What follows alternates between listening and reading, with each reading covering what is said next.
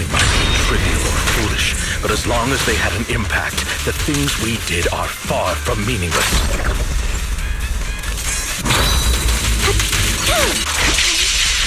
I don't want it to end like this.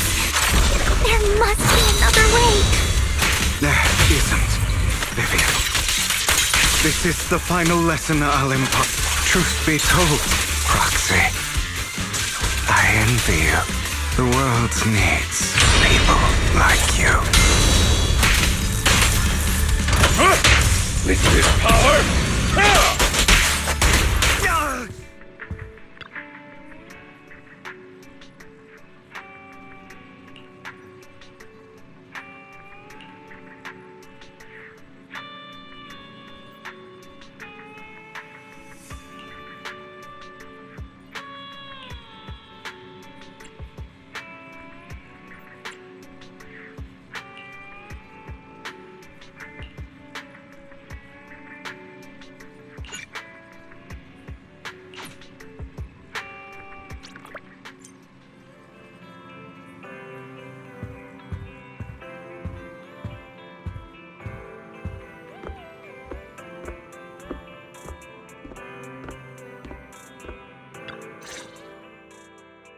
Apologies for the intrusion. I'm Hugo.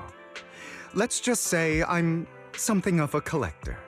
I've heard your video store is the most classy one in all of New Eridu, and I must say, it absolutely lives up to its reputation. The ambiance here is understated yet refined, elegant but still cozy. It's so soothing, like a steady beacon in the dark. I've also noticed some well-known individuals frequenting this place, including elite members from PubSec and HSO. Your achievements at such a young age truly impress me.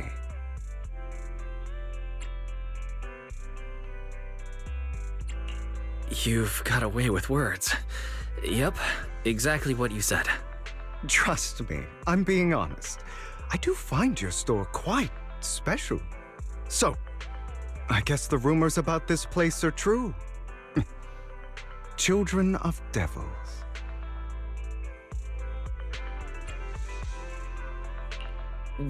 What are you talking about? I'm not following. Am I imagining it? Or do you seem really nervous all of a sudden?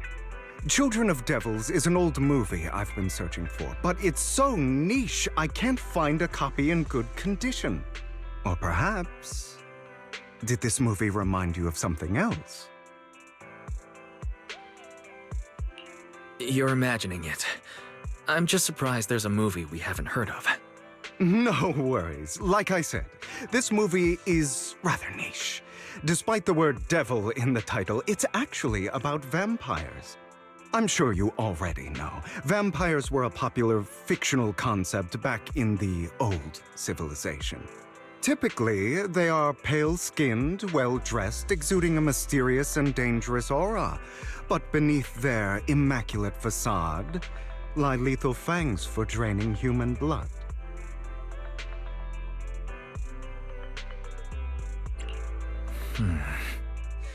You kinda look like one. I'll take that as a compliment. Too bad vampires don't actually exist in New Eridu. Oh, and I don't feast on human blood. In fact, if anything, I'm hypoglycemic. Anyway, back to the movie. It's about a man who unwillingly turned into a vampire and after years of plotting, finally kills his evil father and ultimately dies in the process. So, it's a tragic story. I actually think the ending is pretty good. At least he accomplished his goal, and death was just the price he was willing to pay. Well, it's a shame you don't have the videotape I'm looking for. I'll just grab a copy of every movie you currently have for rent. No offense, but you're being overly generous. You don't have any hidden agenda, do you? I understand the skepticism, but I simply wanted to express my gratitude for discussing such a niche film with me. Your store is like a collector's gem in itself. Please, consider my payments here as an investment in a collector's prized find. Your definition of a collectible is pretty broad, just as I'd expect from a collector. Because of my work, I happen to know some of New Eridu's upper echelon. Some even collect human organs. Just some rumors circling around. Hope I didn't spook you. No worries. I don't scare easily. I've seen my fair share of crazy stuff. Guess I was worried for nothing. With so many high-profile individuals visiting here, I'm sure you're well-connected and experienced in various fields. Speaking of which, there's a big industry auction coming up. They'll probably have lots of collectibles, maybe even rare videotapes not on the market. If you'd like to attend, just let me know. Oh, by the way, I saw a marketing event at Lumina Square. Looks like there's a raffle going on. Go check it out if you're interested. Maybe you'll stumble upon something exciting, especially at a place so close to the upper class. After all, there are always secrets hiding behind the light. Well, thanks for today. I'll take my leave for now. Until next time, my precious friends.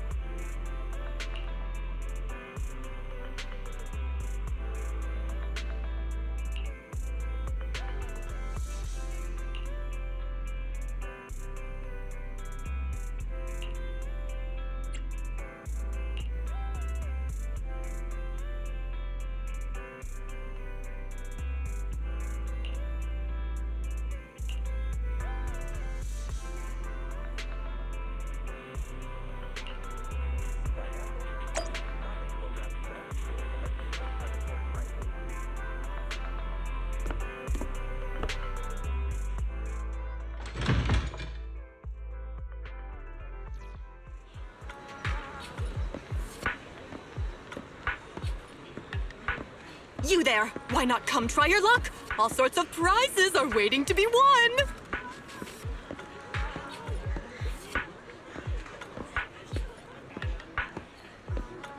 Decorate your venue with the most seasonal colors.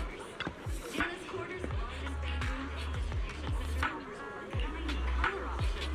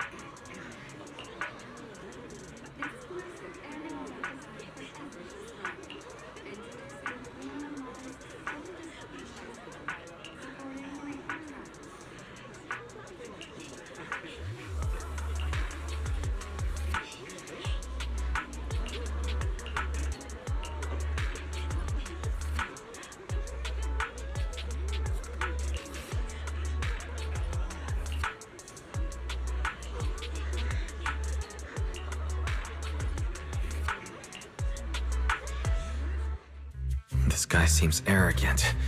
Maybe I should take a tougher approach with him. Quit the act. I've seen right through you. You may look harmless, but I know you have a secret identity. Your crafty skills have caused headaches for countless people. Not to mention, you're revered in your field. Everyone knows who you are. Your true identity is a member of the most infamous band of thieves in New Eridu, Mockingbird!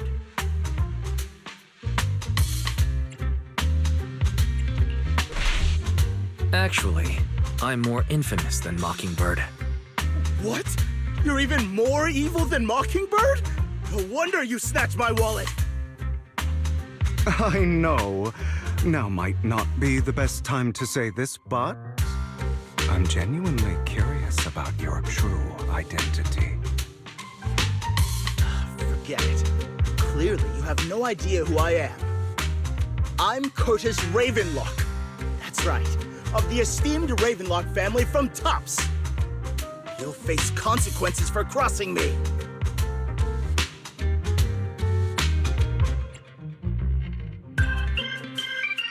You're an esteemed member of Tops. Why join a raffle with us regular folks? Offense is the best defense. Seems like you've got that down. I'm only here because my family sponsored this event. I just joined the raffle for fun.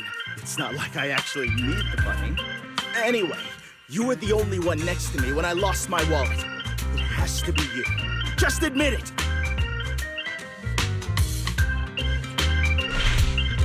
You think I stole your wallet? Got any proof? Did you see it with your own eyes? Or are you just talking trash? What's with the overly defensive tone? Clearly, you're feeling guilty. Doesn't seem like your tactics working on him. In any case, my wallet is missing. It had a ton of Denny's, so someone's got to answer for that.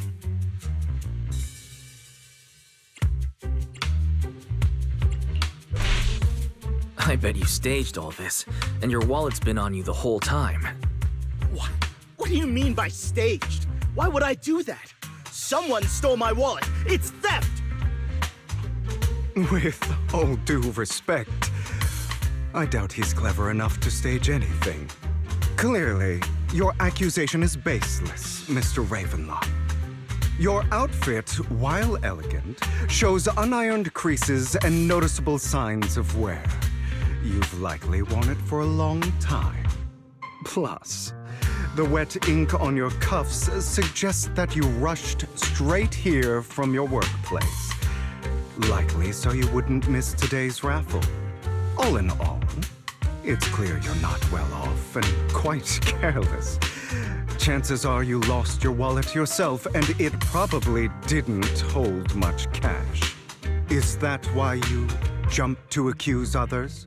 Hoping to leverage your family name to make a quick Denny? That's utter nonsense! Regardless, you owe this person an apology. Damn it! You'll regret this. Just you wait! I really hate it when innocent people are wrongfully accused. But it's all over now. I hope it didn't ruin your mood.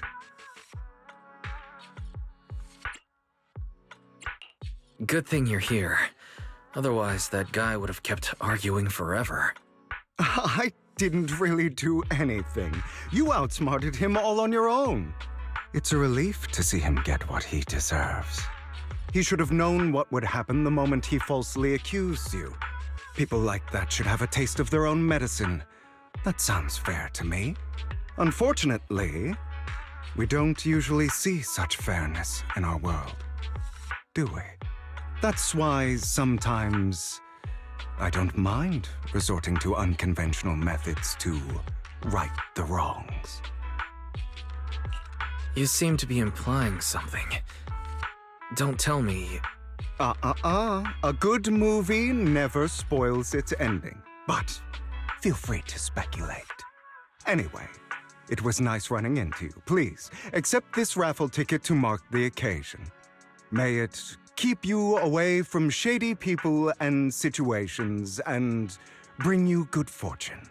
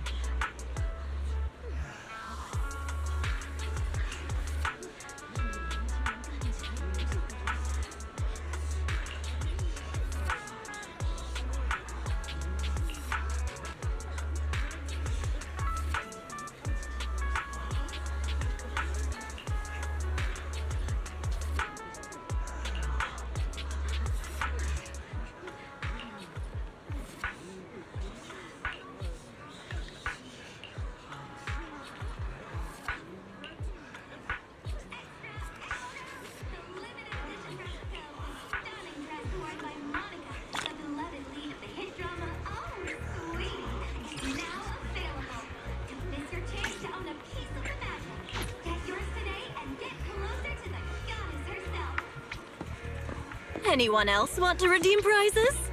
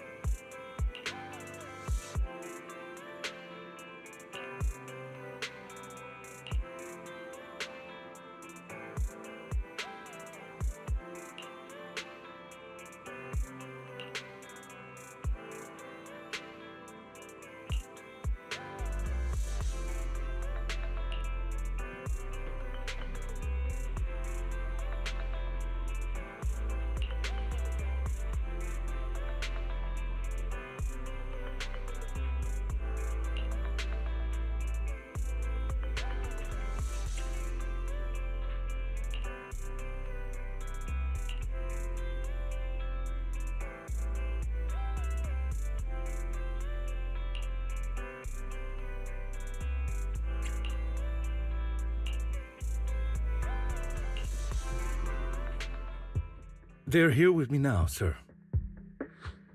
I'm glad to have the chance to speak with you, young'uns. Helios Academy used to be a peaceful and comforting place.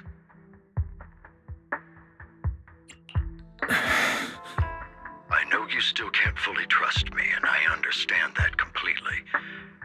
But please do know that I mean you no harm. Your teacher, Carol, and I, we used to be friends. She was a kind person. I was truly sorry to learn that she was the one held responsible for the fall of the old capital. She was innocent. There must be something else behind it. I hope so too. It's just that the fall of the old capital still weighs heavily on us all. But I believe you just got caught up in all of this. I'm sorry for what you've been through over the years. It must be tough.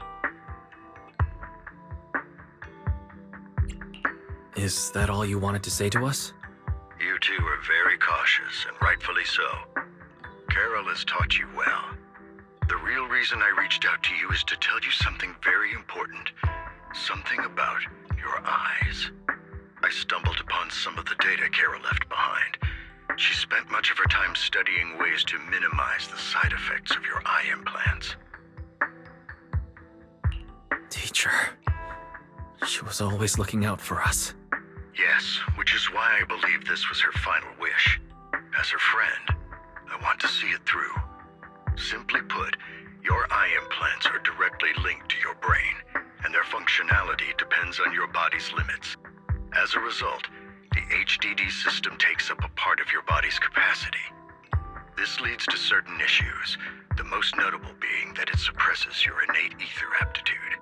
I brought in a team of specialists to analyze Carol's data samples, and after some effort, they created a plan to upgrade the HDD system.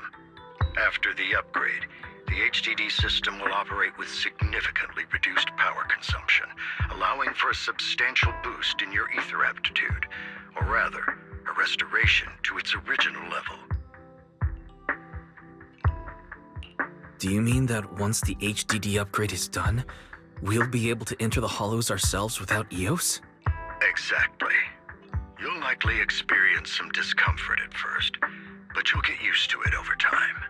I'll have the specialists from Marcel Group continue monitoring your physical condition to reduce the burden on your body and help restore your ether aptitude more effectively.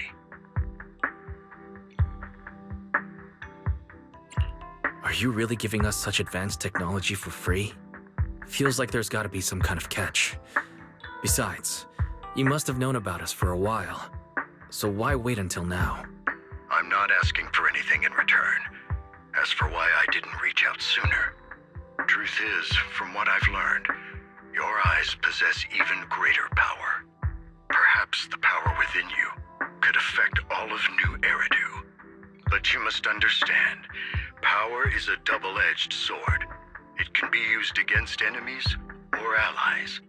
As the mayor of New Eridu, I must ensure everyone's safety, so I hope you'll forgive my caution. I'd been observing you for some time. That said, I'm confident to say that everyone at Victoria Housekeeping speaks highly of you. Miss Belle and Mr. Wise are both kind and honorable individuals. I believe they'll use their power for the right cause. Yeah, they're both good people. Thank you for your kind words. Even though we have no idea what this power is. You're not just making it up to get our hopes up, are you? Of course not. It's just that I don't have much information right now. I'll let you know as soon as I do. Well then, I'll let Lycon assist you with upgrading the HDD system. Rest assured he'll guide you through everything. You should be able to follow him with your knowledge. If you would follow me.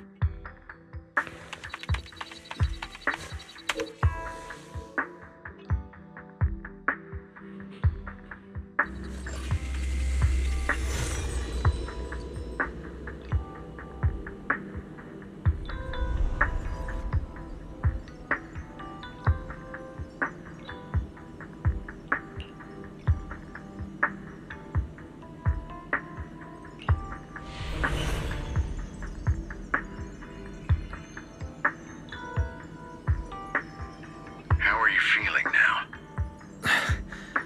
All good, I think. Really? I'm feeling a bit off. Your body is adjusting. Give it time to adapt to the changes. As a precaution, hold off on entering the hollows until you feel better. I see. In that case, I'll sit back and help Wise for now. It's quite impressive one of you adapted so quickly. Your ether aptitude is now on par with most hollow investigators, meaning you're ready to explore regular hollows. But you must be careful at first. Lycon, Ellen, why don't you two go along? One of the data piles in the hollow near the metro is malfunctioning, and we need a skilled proxy to address it. I'll assign this task to you. Of course, you'll receive fair compensation upon completion. Take your time in the journeys ahead. You've got plenty of time to uncover your full potential.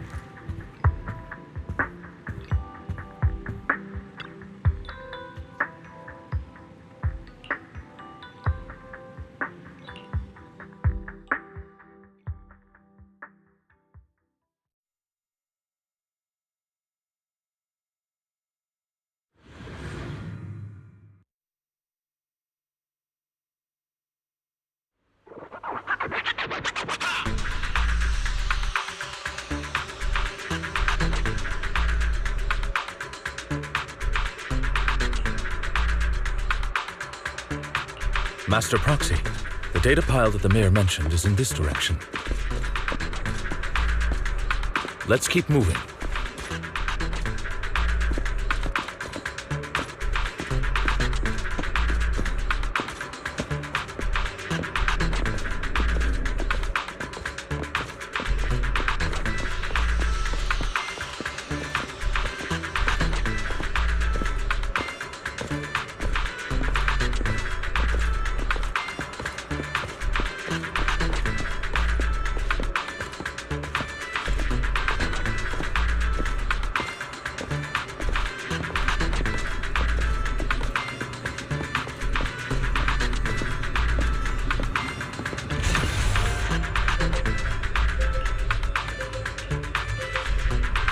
The data pile that the mayor mentioned is near that garage ahead.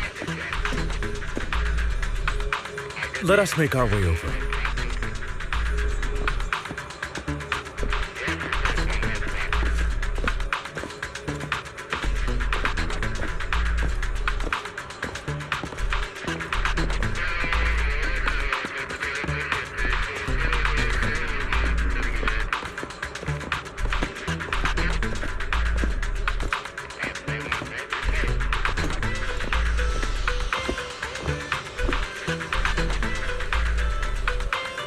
What a pain. There's nowhere else to go. We'll have to move the train.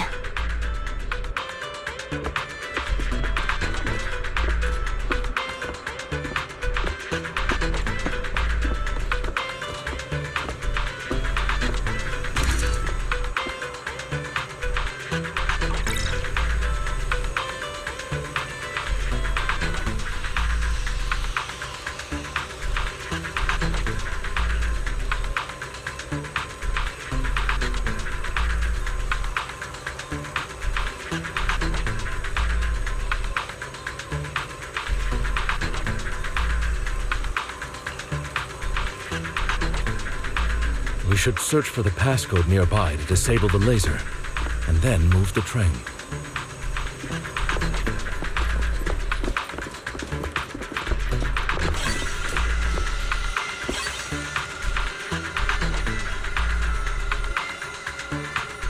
Ah, I get it now. We should be able to enter the passcode now.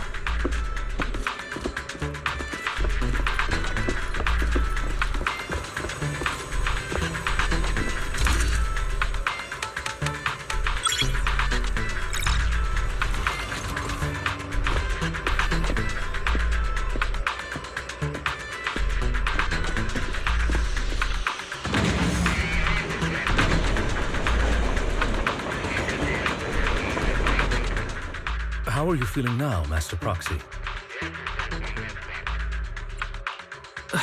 Not good. I feel like I'm gonna pass out. Glad to see you're well enough to crack jokes. If you feel any discomfort, please let us know at once. Yeah, I'll carry you on my back if needed. Really?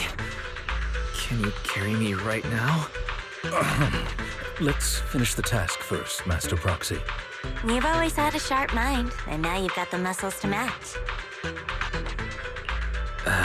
Thanks for the compliment. No, I was just thinking. When will you pick up some fighting skills? If you can fight, you could handle things in the hollow all on your own. That'd be pretty neat.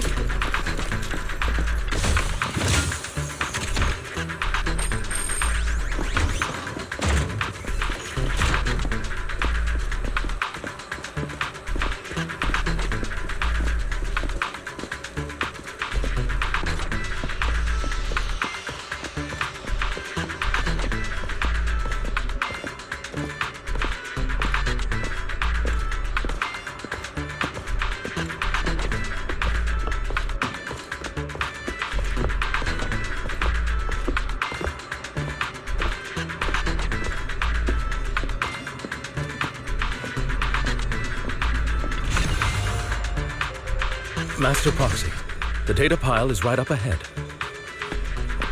It seems to be guarded, however.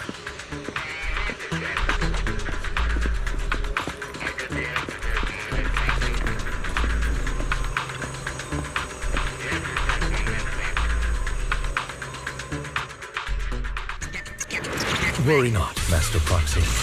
We'll ensure you. Thank you. Sorry. I still need you guys to protect me. Seems like I'll need to work harder. Roxy, you don't need to push yourself so hard. You're already pretty great. Just leave the rest to us.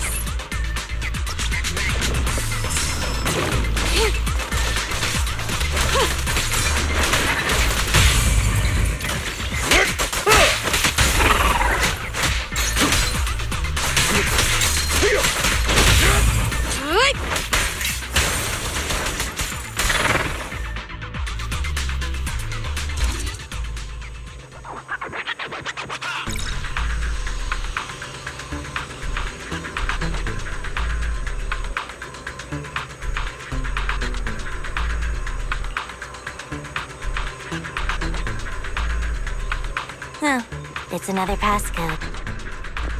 We should be able to find the passcode nearby. Let's keep an eye out for it.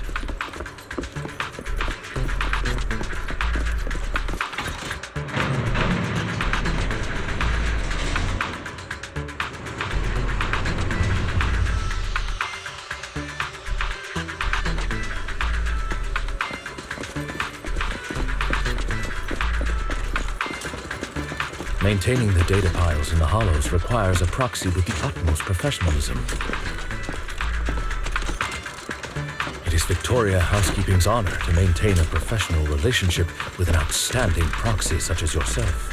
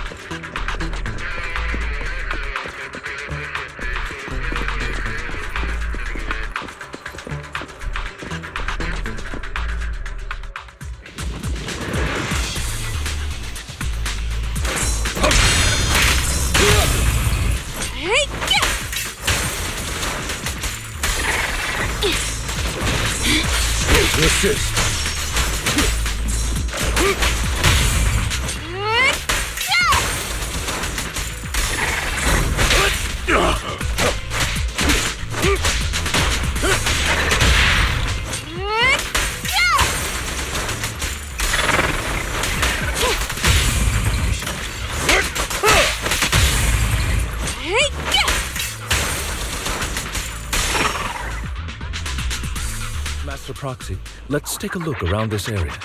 We might be able to find clues regarding the passcode. This should be it. We need another passcode. Oh well, let's check the other side.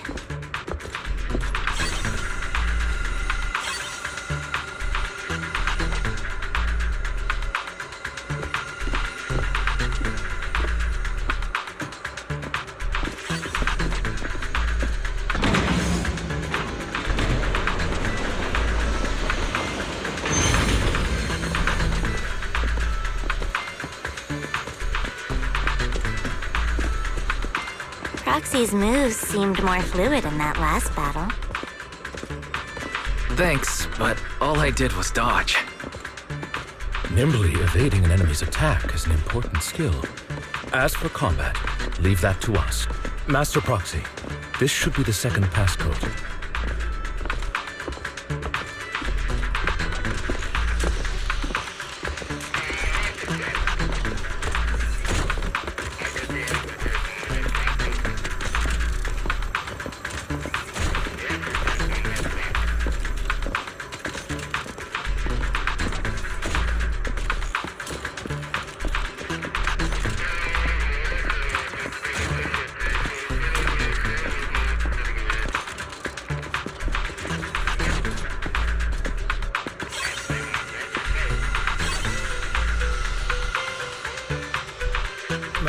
Proxy, we've been in the Hollow for quite some time. How are you feeling? I feel fine. Nothing unusual, actually. That's good to hear. After all, this is the first time you've entered a Hollow since the system upgrade. Best not to overdo it. Let's end this fight quickly.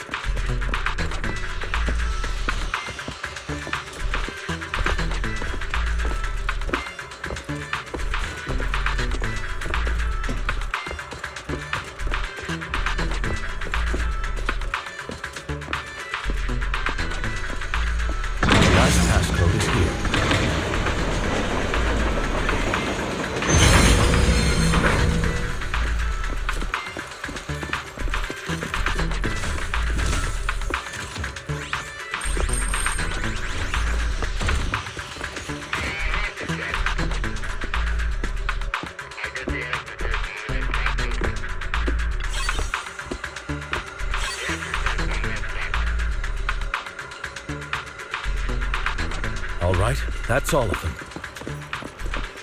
Let us return and open that lock.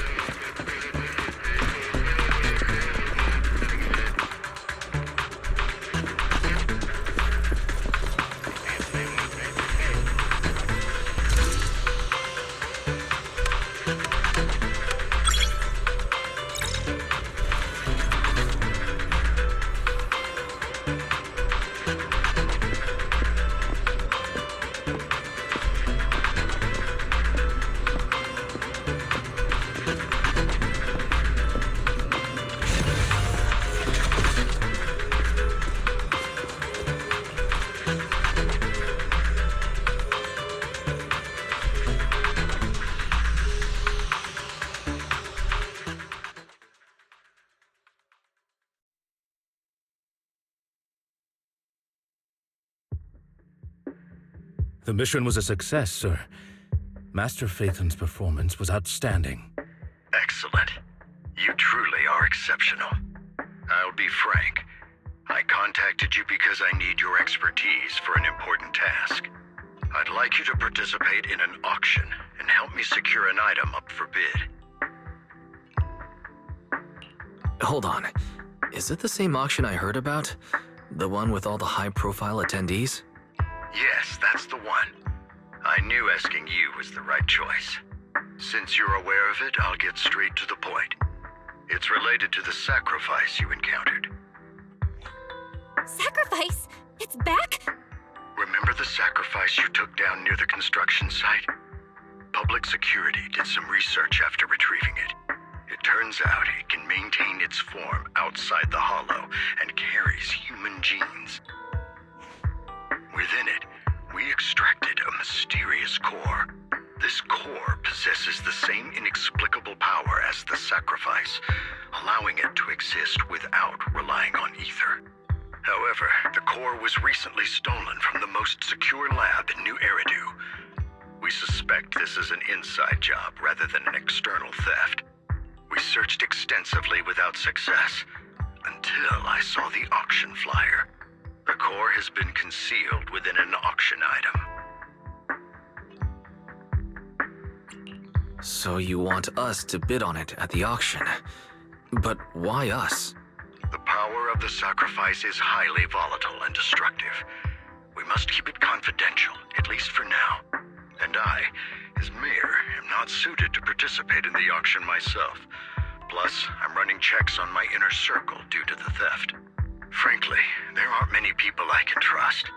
Don't worry, the funds are covered, and Victoria Housekeeping will be assisting you. Of course, this hinges on one condition: your willingness to aid me.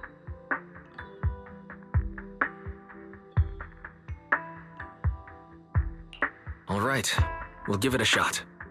Thank you very much. I knew that I could rely on you. The only hurdle now is the invitation. It's exclusive to Tops, so obtaining one might take some time. I'll handle that promptly. I'll leave the rest in your capable hands. You seem a bit puzzled, Master Proxy. The relationship between the mayor and Tops seems rather delicate. You're quite perceptive. As you know, the roots of New Eridu's governance lie with the Mayflowers, while Tops is a conglomerate of companies. Power and profit often lay the foundation for conflicts, which is why securing invitations could be tricky for us. Things would be much easier if Tops weren't so involved. But worry not, Master Proxy. It may take some time, but we will overcome these obstacles. Now, if you've no further need of me, I'll take my leave. Have a good day.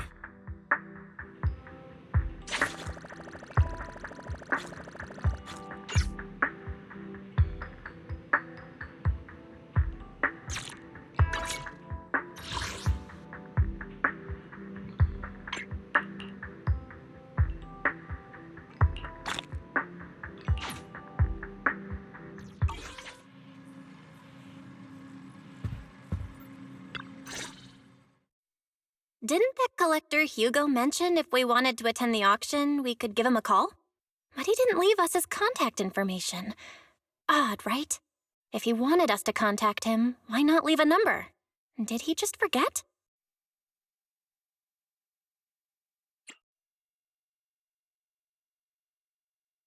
Maybe he left a puzzle for us to solve, like in the movies. You've been watching too many movies, Wise. We need to separate fiction from reality. Come to think of it, Hugo did leave us a raffle ticket and said something weird. He said something cringy like, "There are always secrets hiding behind the light." Wait, don't tell me. I get it now. This guy watches way too many detective movies. Anyway, let's try contacting him. Aha! It's you! The manager of my favorite video store! Glad you've cracked my little puzzle. I've been waiting for you to contact me. I was worried I might have left a bad impression. Actually, I have a favor to ask. About the auction you mentioned. Could you secure 2 invitations for us? Ah, so you'd like to attend the auction? I'd love to assist, but unfortunately, I have some tasks at hand. But if you two can help me with my current task, I should be able to find time to get the invitations you need. What kind of task? Is it something I can handle? Nothing too dangerous, I hope. Don't worry, I would never put you in danger. Let's discuss the specifics in person. I'll wait for you at Do Gardening Shop in Lumina Square.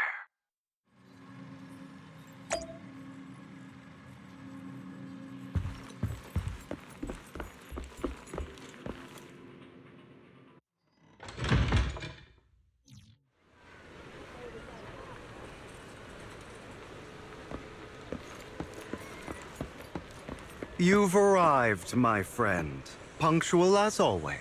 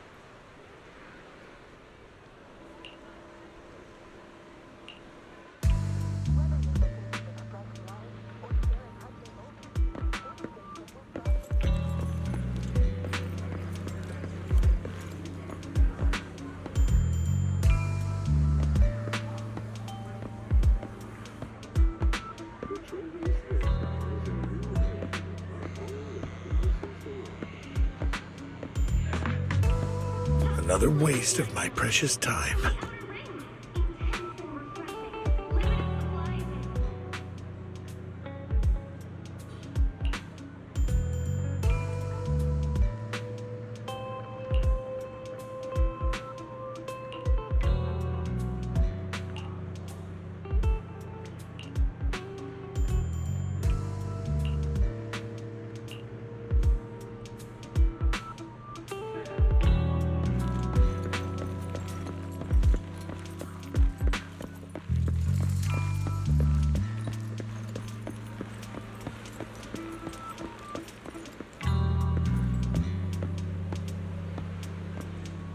This time, I'll lead the family back to the top.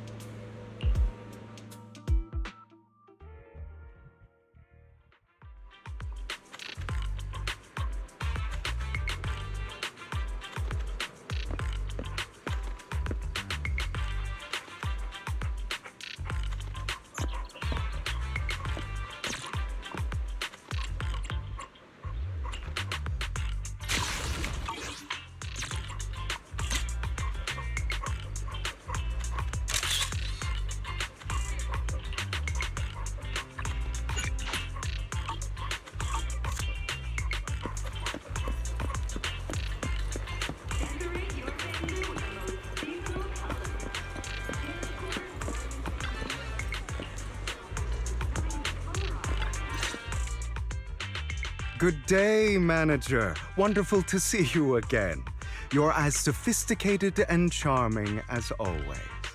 About our previous discussion, I assume you've made some progress?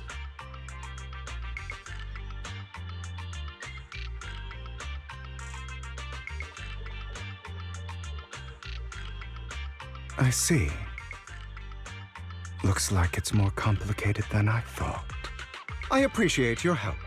Here are the promised invitations for you. One was mine, but I won't be able to attend as I'll be occupied that day. I had to pull a few strings to secure these invitations, so please don't mention where they came from. Otherwise, someone might come hunt me down. Wait, seriously? Is the auction really that dangerous? Well, when you dance with sharks, you can't avoid risk. But I have faith in you, dear manager. I'm entrusting you with my life. Don't worry, my lips are sealed. And so are my sisters. I've been meaning to say, you're so close with your sibling. I'm kind of jealous. What's your view on family ties, manager?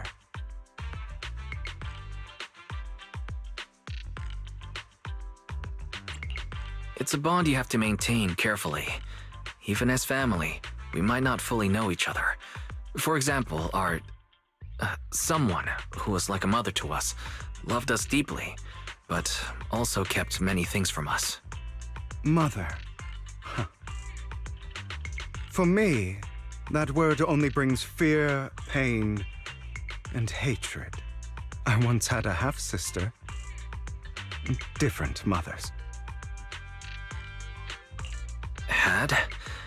You didn't have a fallout over some big argument, did you? No, we never argued. I would like to try, but it's too late. She's been gone so long.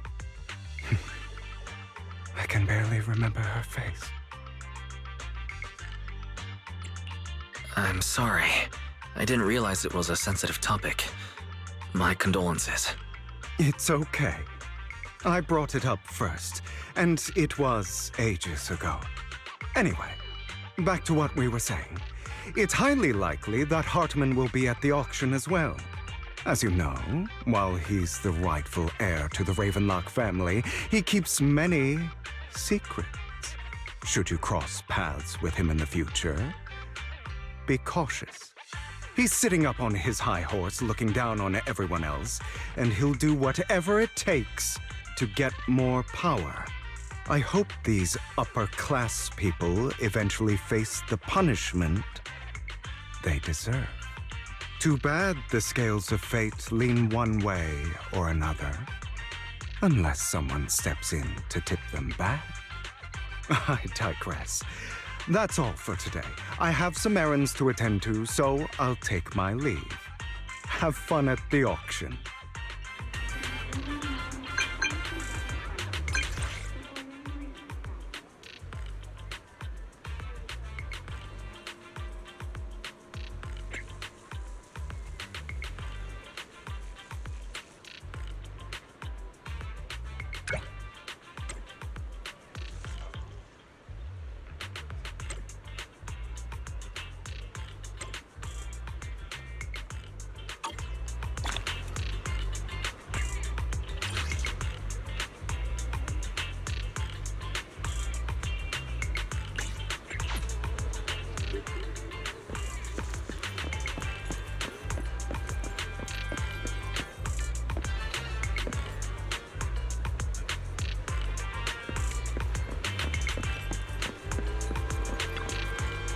Up already?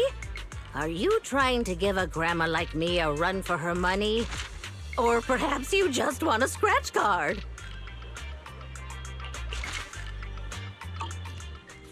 It is a pleasure to see you again, Master Proxy. It's been a while.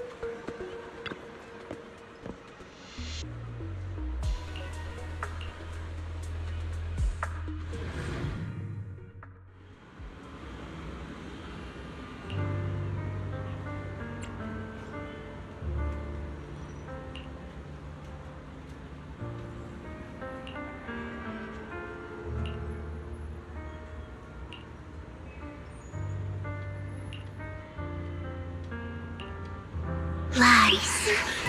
Deception. Betrayal. I see swirling mist, shrouding the truth in a deep, enigmatic haze. Found you. Chosen one.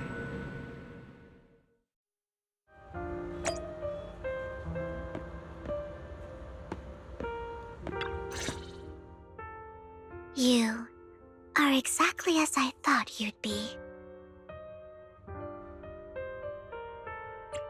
Chosen one? What's that? Sounds like something from a tacky novel that was popular a decade ago. Words can only convey so much, so it's understandable if what I say doesn't make sense to you now.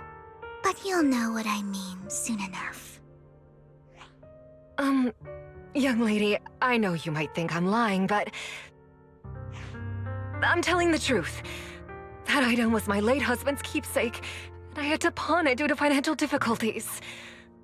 But I can't bear to see it auctioned away to who knows where. I'd never be able to get it back. Please help me bid for it. There's a hidden flaw in that item. If you point it out during inspection, it will be withdrawn from the auction and returned to the pawn shop. That way you won't have to pay for it. In return, I'll offer you some compensation. It may not be much, but it's all I can manage. Please. Mom, please don't cry. Your story might be genuine, but your intention is not. Besides, this has nothing to do with me. Your misfortune is not my concern. Young lady, You don't look like you're struggling for money. How can you be so cold-hearted? I'm sure this refined individual here feels the same way.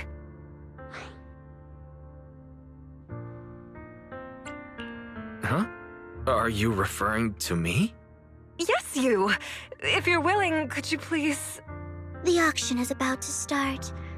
I'm not sure how you gained entry, but I'm sure you don't want to be driven out with your daughter. And you? Here's a little piece of advice. Don't let your sympathy easily sway you in an auction like this. Otherwise, you might get swindled. I'm Vivian, by the way. Pleasure to meet you.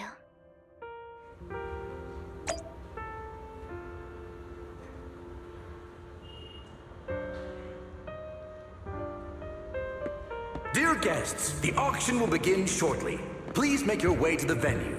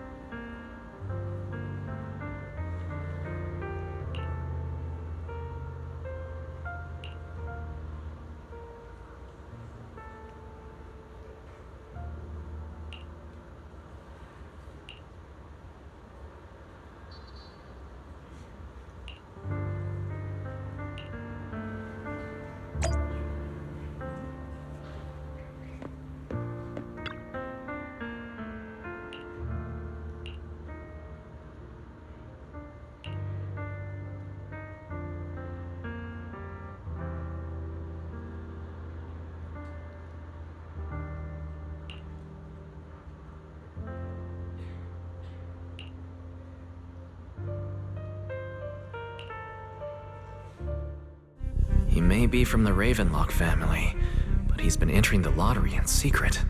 His financial situation might not be too great right now. Ugh, what rotten luck. I didn't expect to see you here. I won't back down this time.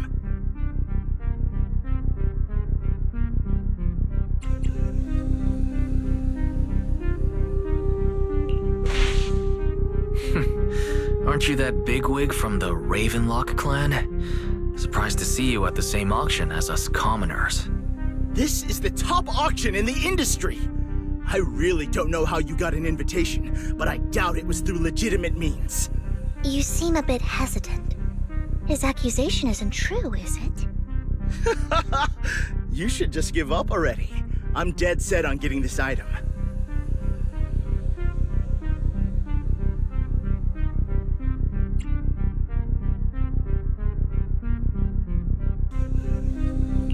Truth is, we've got a solid sponsor.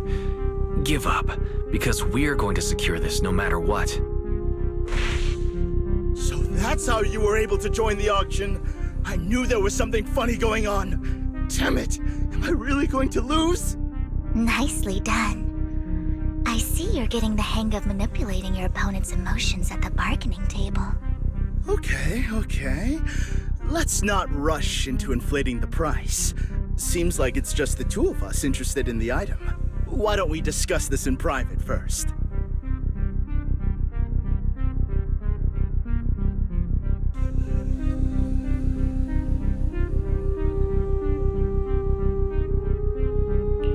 No matter what, I won't back down. Ugh, I didn't expect you to be so determined.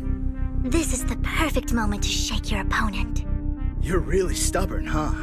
Is it really worth arguing over such a small collectible?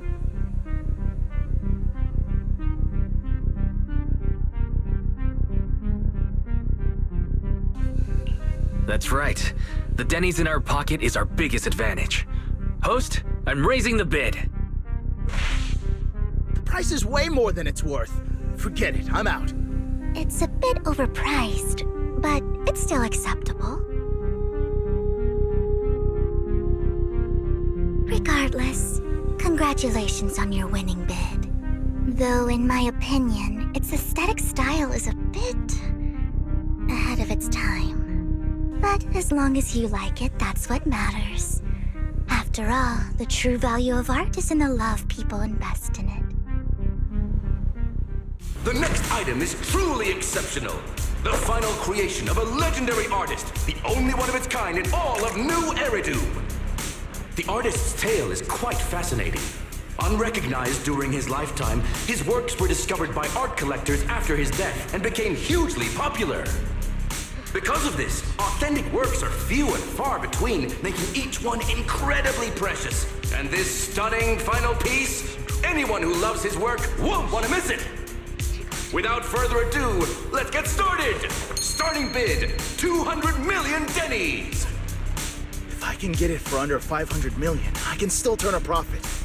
300 million! If I'm not mistaken, Wise, isn't that the item the woman asked Vivian to bid on? Yeah, that's the one. If our budget allows, perhaps we should. 1 billion. Even if his final piece is a collectible of this quality, starting at $1 billion right off the bat. Since she doesn't have to earn her own money, any bid is just a number to her. Was that Vivian?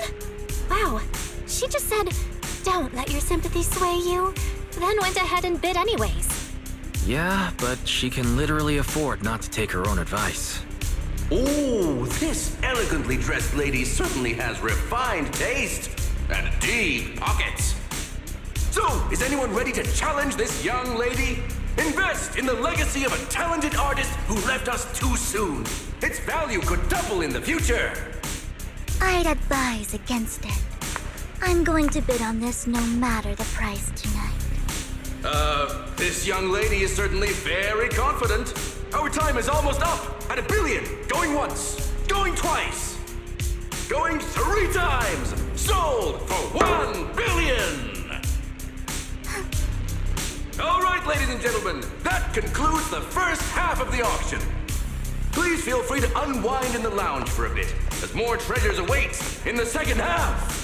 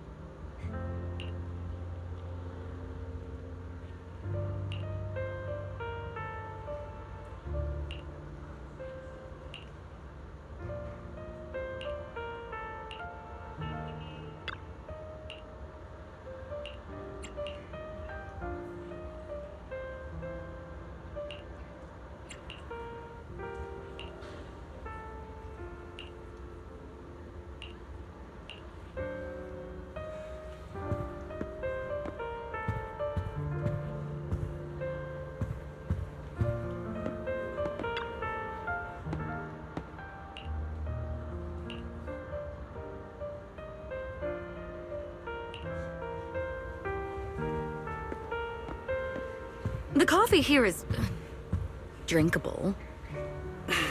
Why are there so many unfamiliar faces around? I thought this was for regulars only. You have a strange look on your face. Despite her ruthless exterior, she's actually quite kind-hearted. Though you wouldn't dare think that, would you? Not at all. That's not what I'm thinking. You're not being honest, and I don't appreciate deceit. Just to clarify, I didn't assist that woman out of kindness, nor do I plan on giving up the item I just purchased, because it's nothing more than a common scam. A scam? So you're saying that woman is a fraudster? They'll tell you a tragic story, begging you to help bid on a collectible at a high price.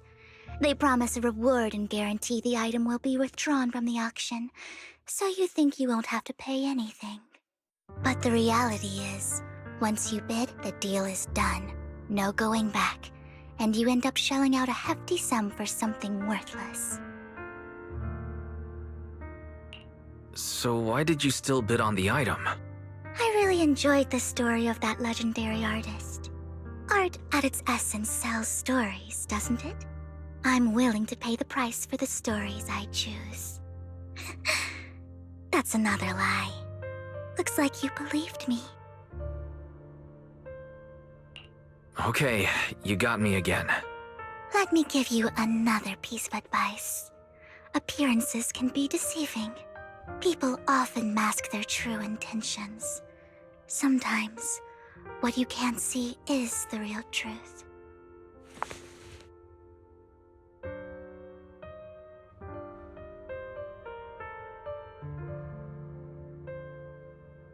I hope next time you'll accept my invitation, and not that of these pretenders. I'll see you soon, my friend of many secrets.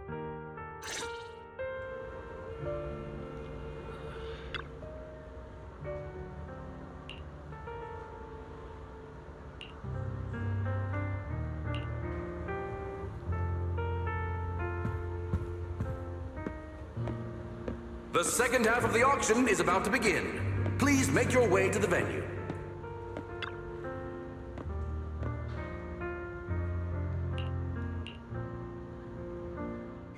Ladies and gentlemen, welcome back! Up next in our auction is tonight's showpiece, the one-of-a-kind Robe of Heroes! Legend has it that, long ago, this was a garment that only a hero could wear. What's truly fascinating is the unique gem embedded in the collar of this robe. It's unlike any gem I've ever seen. Almost magical.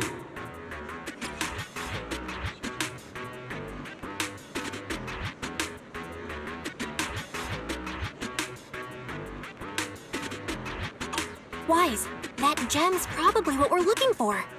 Such an important item.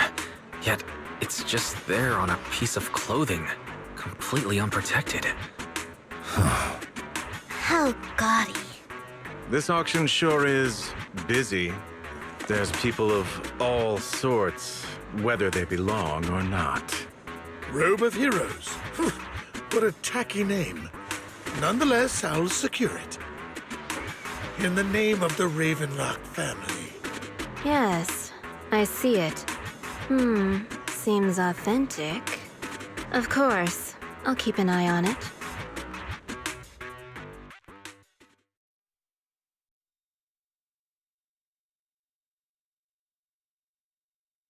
I didn't expect this to drag on so long. I believe there is no meaning in continuing this senseless bidding war. Frankly, wasting time irks me more than squandering money. So, my friend, let's cut to the chase. What did you have in mind?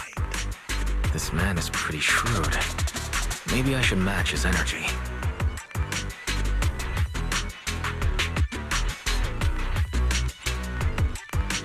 Perhaps a better question should be, what can you offer me? The ball's in my court now. Good. I enjoy conversing with people of sufficient intelligence. There are more antiques in this auction than just the robe. Why rush into this? You might find something else you prefer.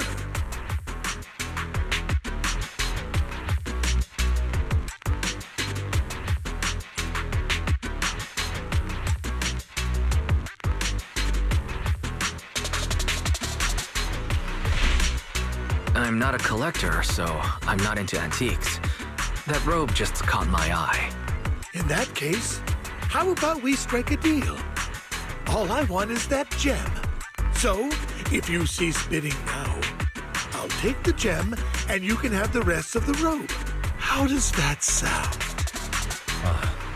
He called our bluff. The Ravenlock family always gets what they desire. If you have any doubts, feel free to ask around.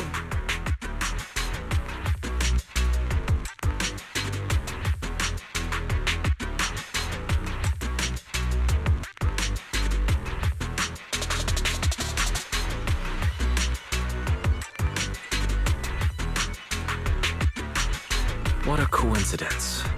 I, too, always get what I want. You're quite confident. You know when to stand your ground. Well done. My time is valuable, my friend. I've already lost a significant amount of dennies talking to you. If I offer you a token of appreciation, let's say a hefty sum of dennies, would you consider backing out of this bid?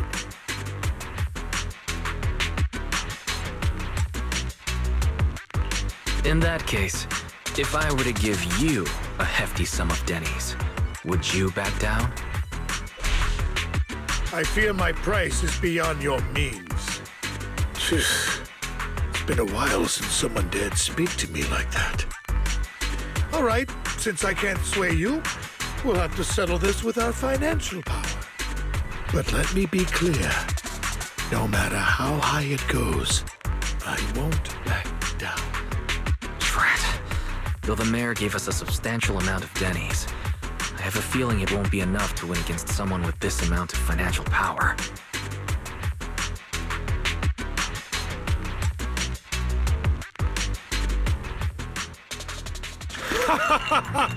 Thank you, everyone. It appears I'm the final winner of this auction after all. Well, I'll be taking this masterpiece with me. Of course. I must extend my sincere gratitude to all of you. Damn it, we almost won! Ugh, denny grabbing jerks. I got a message from Hugo. He wants us to... look up? What happened? Why'd the lights go out?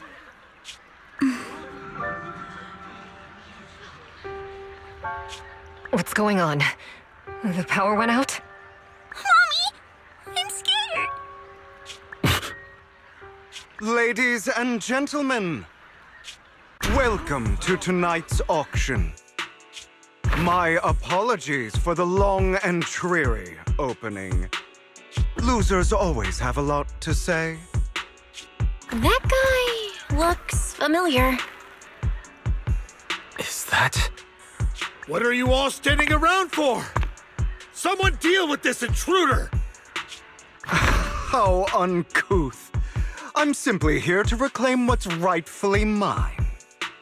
You! When did you? Well then, tonight's show is coming to an end. I wish you all a lovely evening. Yours truly, Mockingbird. After him! Catch that thief or forget about getting paid tonight!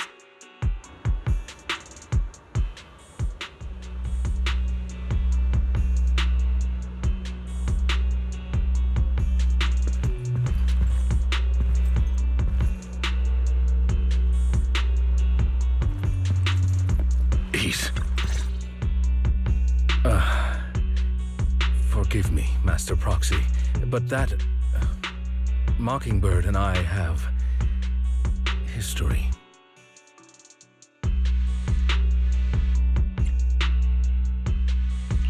You might find it surprising, but I know him too. You do?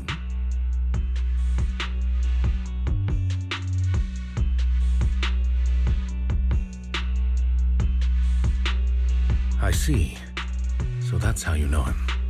Years ago, we founded Mockingbird, the Phantom Thieves Syndicate. Things started off well. We were young, with naive ideals and lofty goals, and we pursued what we thought was right. But one night, that all changed. There may have been signs of what was to come, but no one noticed them at the time, or perhaps we chose to ignore them. Eventually, I left Mockingbird and accepted the olive branch extended by the mayor. The separation was, shall we say, less than amicable. And my dearest friend became my sworn enemy. Master Proxy, if I may ask, what do you think of Hugo?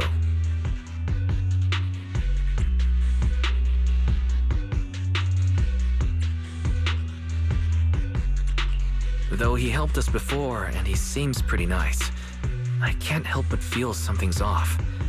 He is a part of Mockingbird, after all. Mockingbird has changed from how we envisioned it. And Hugo, too, No, it's nothing. In any case, he is very dangerous. I'm still unsure of his intentions, but we cannot risk letting him have the sacrifice core. Based on my past experiences, I can likely predict the route he'll take to evade his pursuers and escape. However, this path lies within the Hollow. Master Proxy, can you... Let's head straight there. I'm feeling pretty strong right now. Very well. Please, follow me then.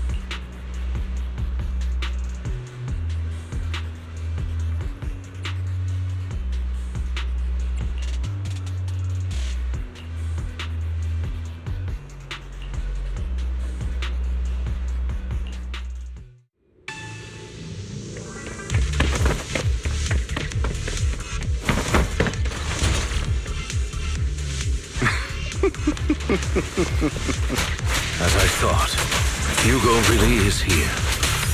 When we were still working together, he would often choose routes that were difficult to attack, yet easy to defend. Don't worry, Master Proxy. I'll catch him. Master Proxy, the layout of the port is complex. Ethereals may jump out from any corner. Do be extra careful.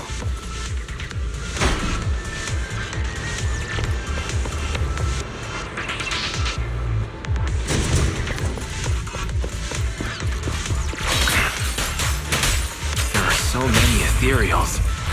They don't seem to be phasing him at all. Though I am loath to admit it, that man is quite formidable. You can always find him in the thick of things, be it in social functions or surrounded by Ethereals.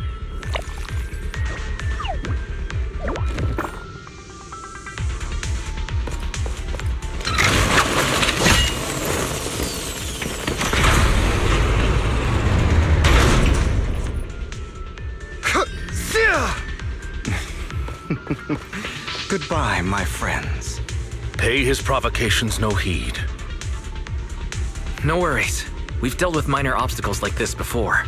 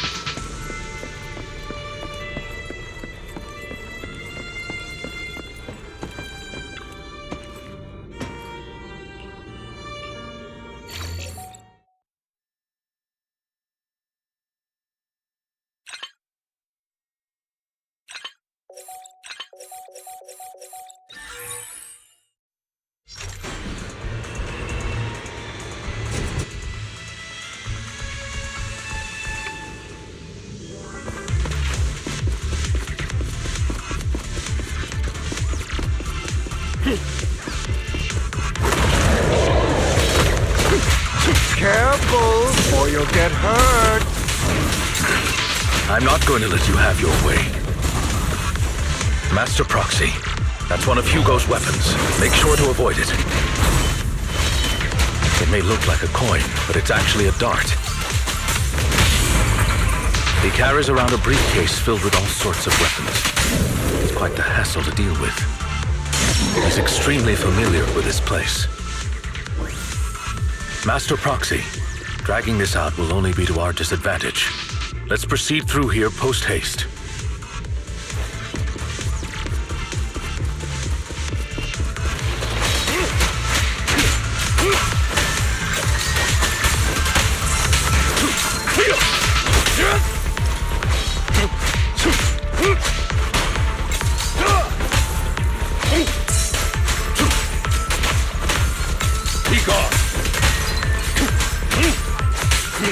Time to hunt.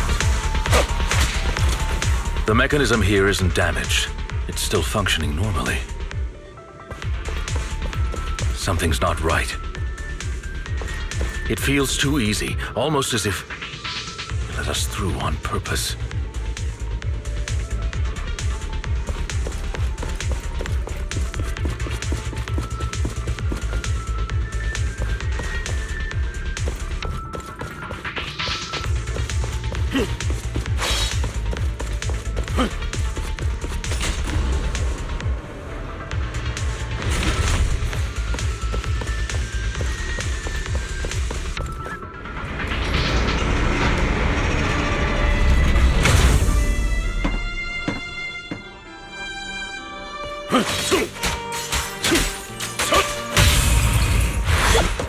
Can you resist? What's the rush, my friends? We still have plenty of time. This guy's as sly as a fox. No matter, Master Proxy. I've already predicted where he'll go next. Zero.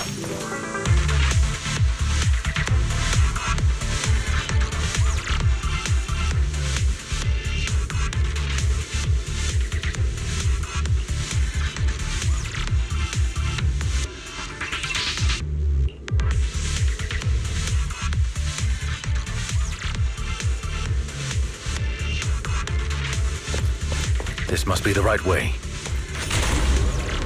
Not to worry, Master Proxy. We'll be able to catch up to him soon.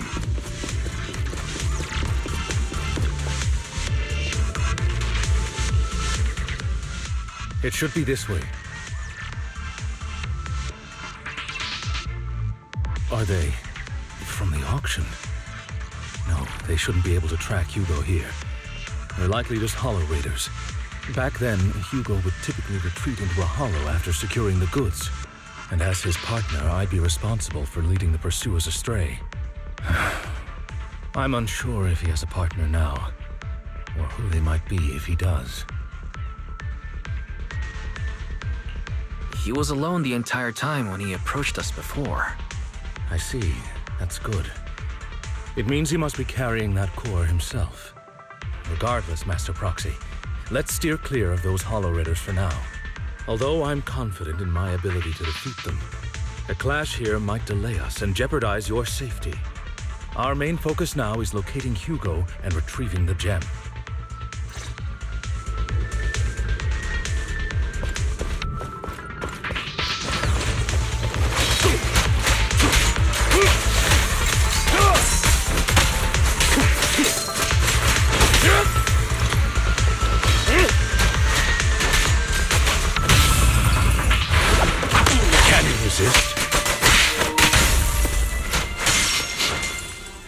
He should be nearby.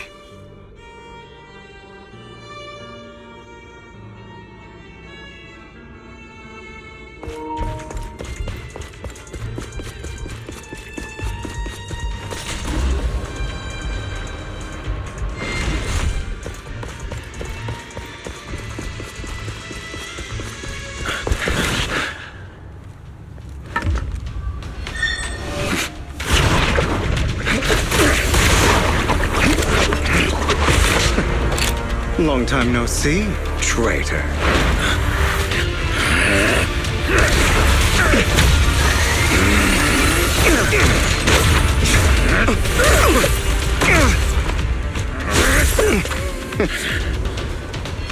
It was you who broke the oath, not me! You haven't changed, pompous and self-righteous.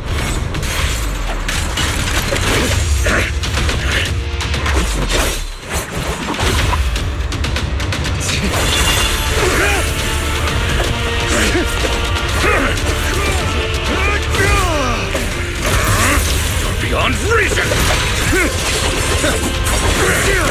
Both of you, enough already!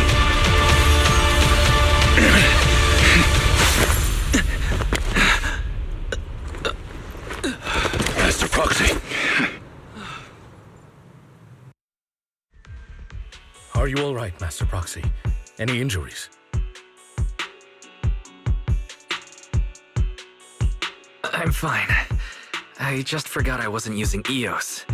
I thought your attacks would just go over my head. I'm not used to being this tall, I guess. Rest assured, Manager, my blade has always been steady. I'll never point my weapon at my allies, especially not you. As for that oath, he has no sense of control in the heat of battle, even turning on his own comrades. I'd thank you not to spread lies. What? Are you denying it? I merely spoke the truth, didn't I?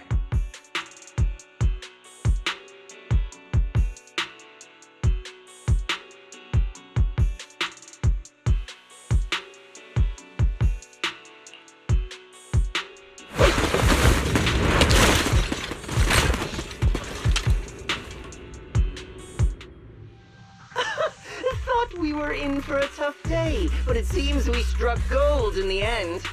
If you value your lives, you better hand over all your etheric resources and any other valuables you've got. I have no conflict with you, gentlemen. I'm here for personal reasons, not to mine ether resources. Cut the crap. It's been a rough day, and we need something to make it right. Whatever your business is, pay your dough or bite the dust. Pay our dough. This is the Hollow. You're not claiming this Hollow as your own, are you? Not even the current mayor of New Eridu would dare to make that assertion. Am I correct, Mr. Mayflower Watchdog? You sure have a mouth on you, pretty boy. Don't push it. We've buried idiots like you in the Hollow before, and soon you'll be joining them. I'd urge you to reconsider. Huh? Unfortunately, your kind advice has come too late. They've already worn my patience thin.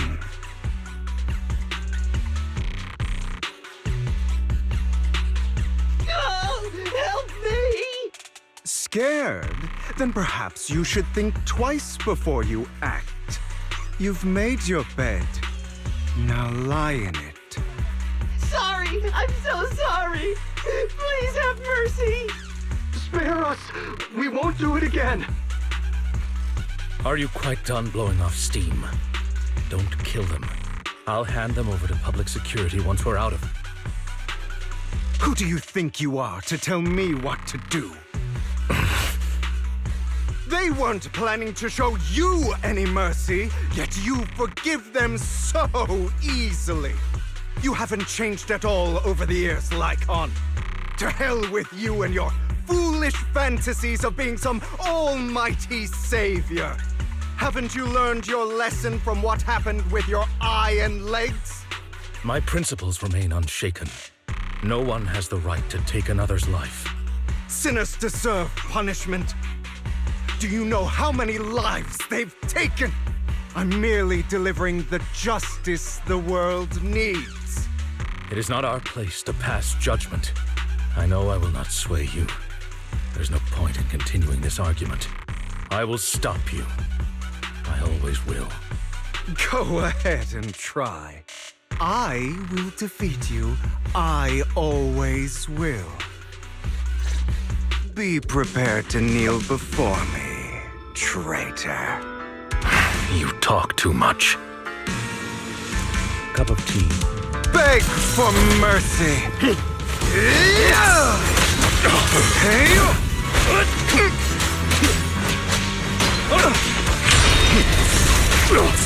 Out of my way. Take this.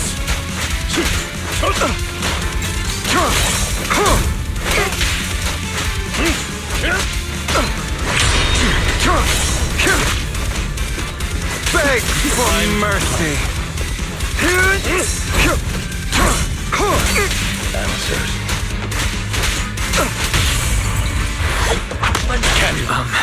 Do you two have to fight? My apologies, dear manager, but I'm itching to teach him a lesson. Shut up!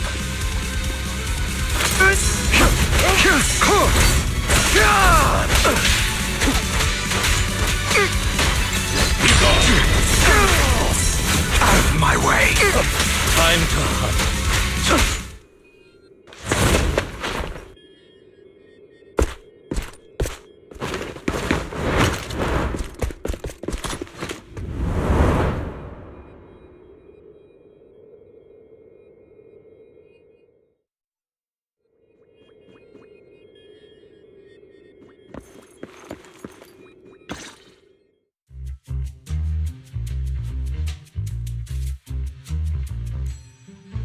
Worry not.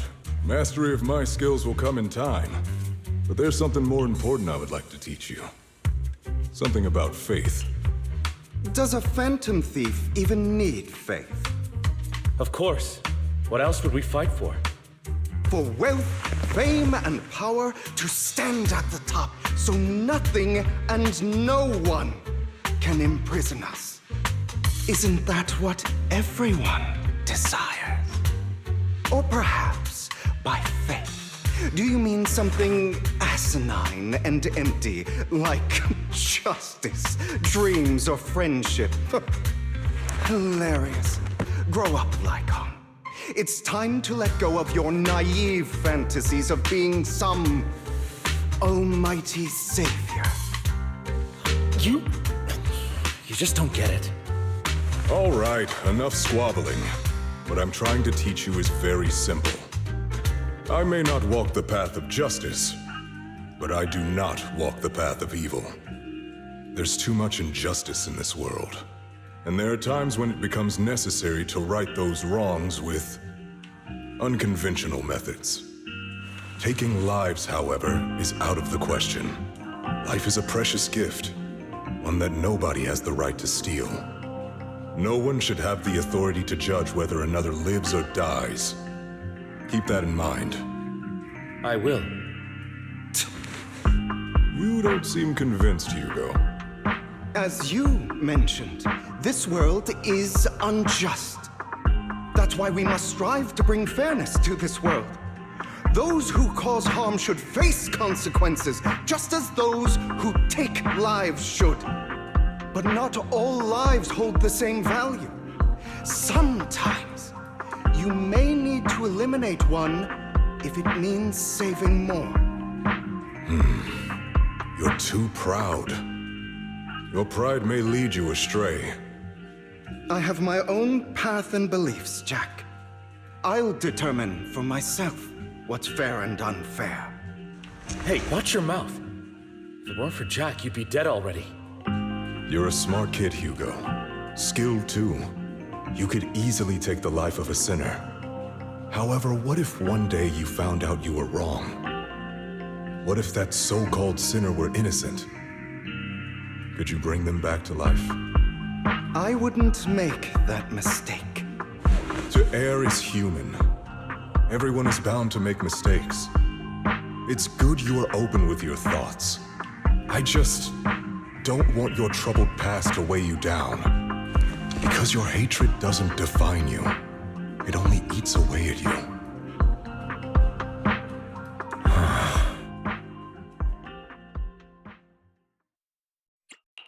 Are you okay, Lycon?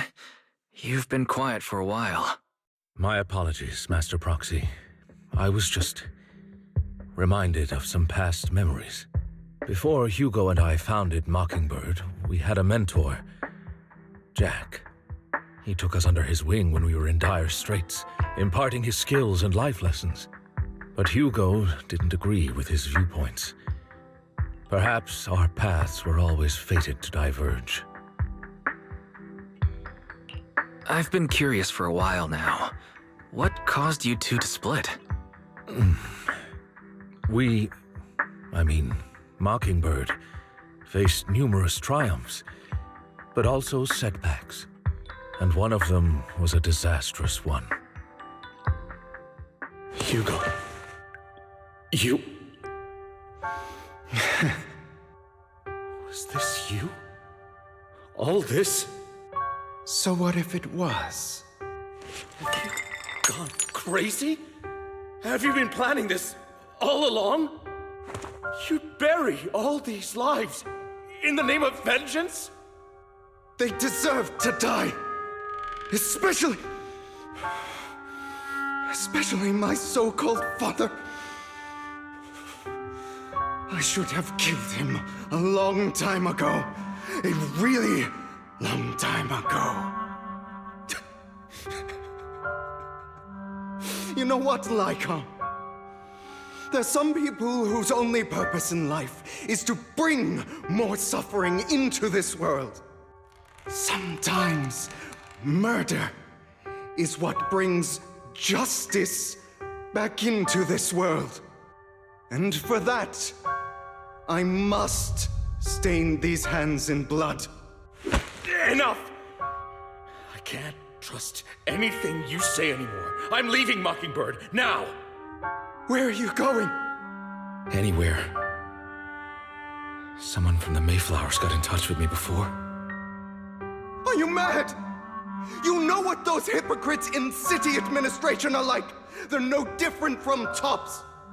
We fought them together all this time, and now you're leaving to serve as their lapdog. Are you going to turn your back on Mockingbird? Turn your back on me. The mayor is different from the others. But it doesn't matter. I'm not going to even try convincing you. As your friend, I'll give you one last piece of advice. Please, stop here. Otherwise, the day will come where your hatred and ambition will consume you.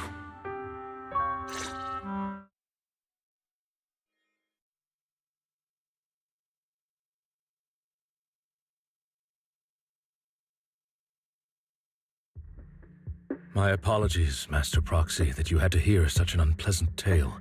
Hugo came from a powerful family, and his relationship with them was always strained, especially with his own father. So much so that Hugo wanted to personally put an end to him. After shouldering a mountain of injustice, Hugo ran away from home. That's when Jack and I met him. And that setback that Mockingbird suffered turned out to be intimately connected to his family.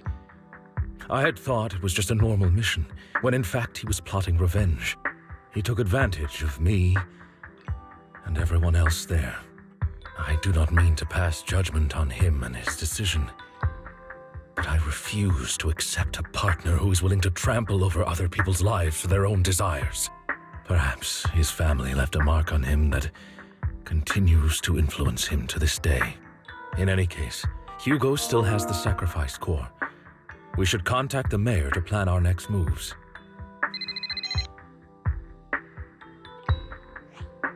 A pleasure to speak with you again.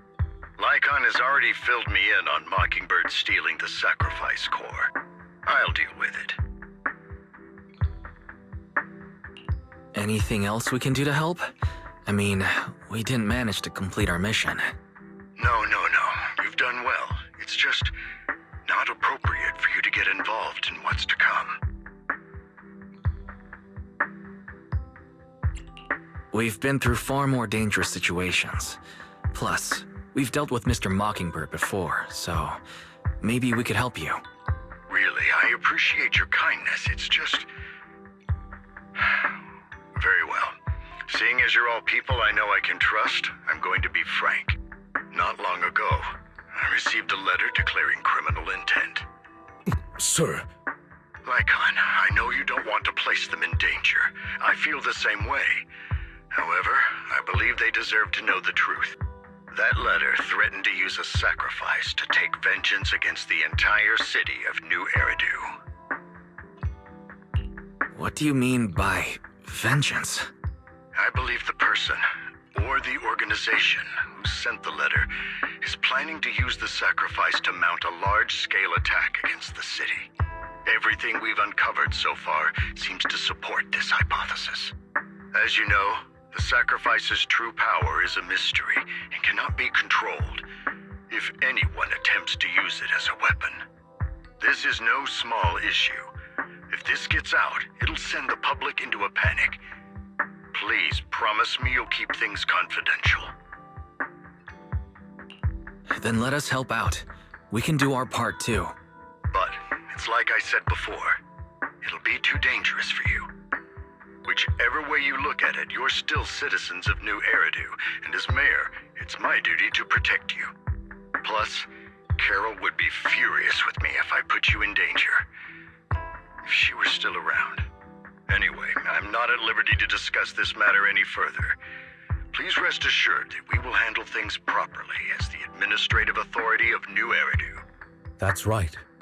Master Proxy, please trust us. So that'll be all for today. Goodbye for now.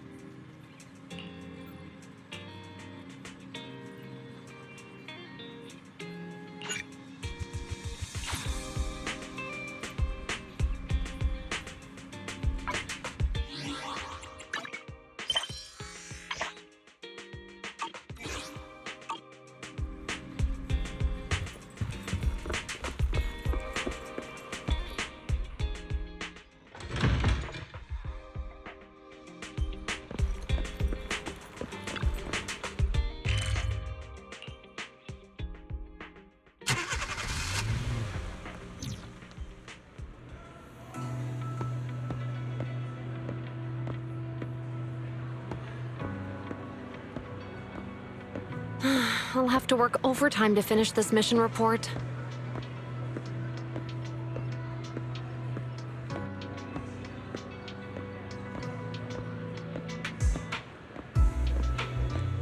You're here!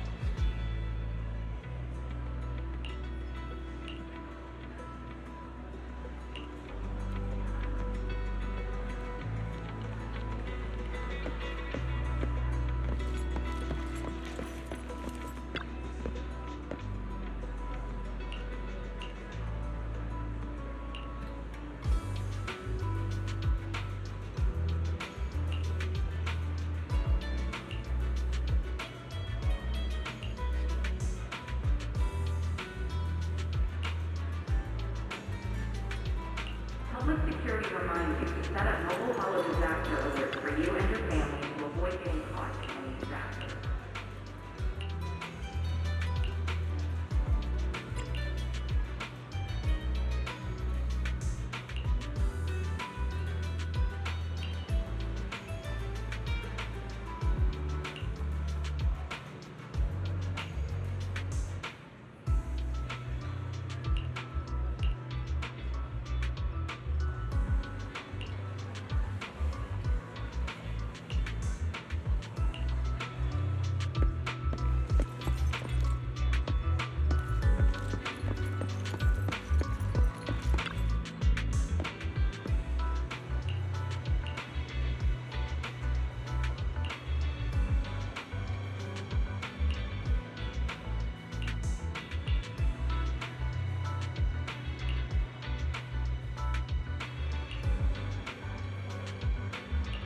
Citizens are kindly advised to take a seat in the lobby after receiving their service number and wait patiently for it to be called. Thank you for your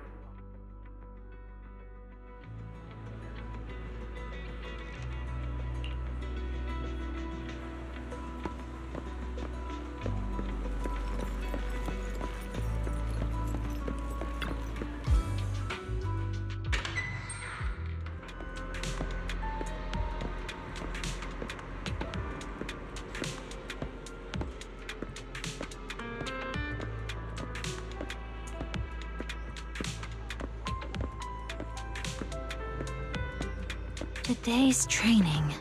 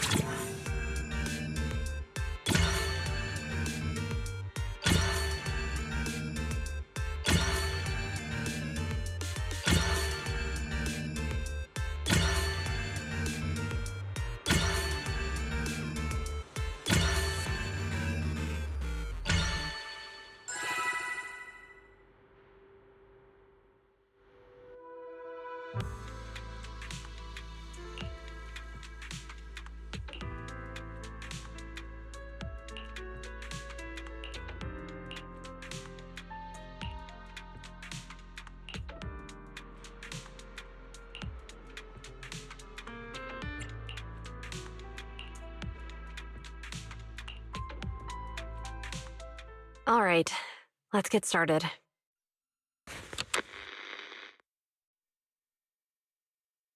I'm probably not getting out of this hollow, but at least this tape recorder still works. Let's say these are my last words. I gave away my anti-corruption equipment to save those civilians, so I'm not in good shape. Unfortunately, we came up against a horde of Ethereals right after that.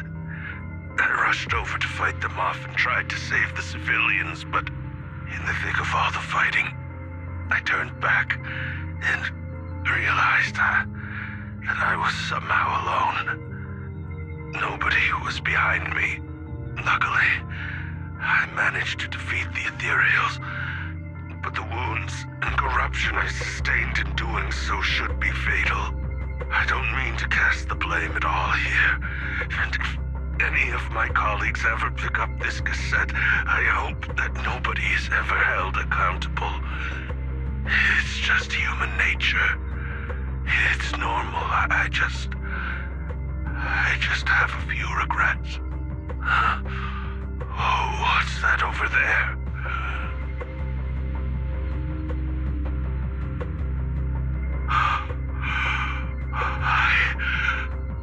I've seen a miracle. Yes, that thing is right. So long as humanity is in constant conflict against the Hollows, we'll never be able to grasp true power.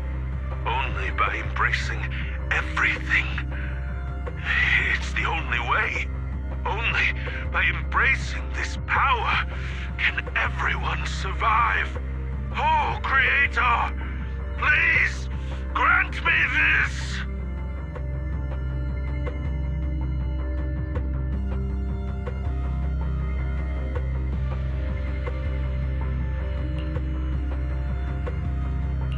Are you okay, Julian?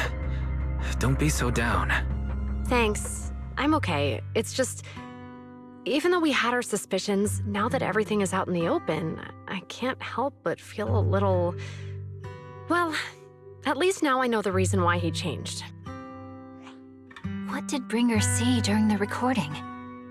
Whatever it was, he called it a miracle.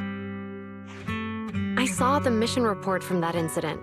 Bringer emerged from the Hollow unscathed, completely free from injury or corruption. Plus, I remember him rescuing a few civilians and walking out of the Hollow together with them. But if that's the case, then it's at odds with the audio we heard. Which one is the true version of events? It's possible that both are true. Like if Bringer actually met a real god that completely healed his body and helped him save the others. And that's why his mood changed so much. Why he started believing the Exaltists. Because he witnessed a miracle. That sounds like a reasonable speculation at this point. But it still exceeds the limits of what we know. In any case, it's a clue that ultimately points to the Exaltists. I'll keep pulling this thread and see where it leads.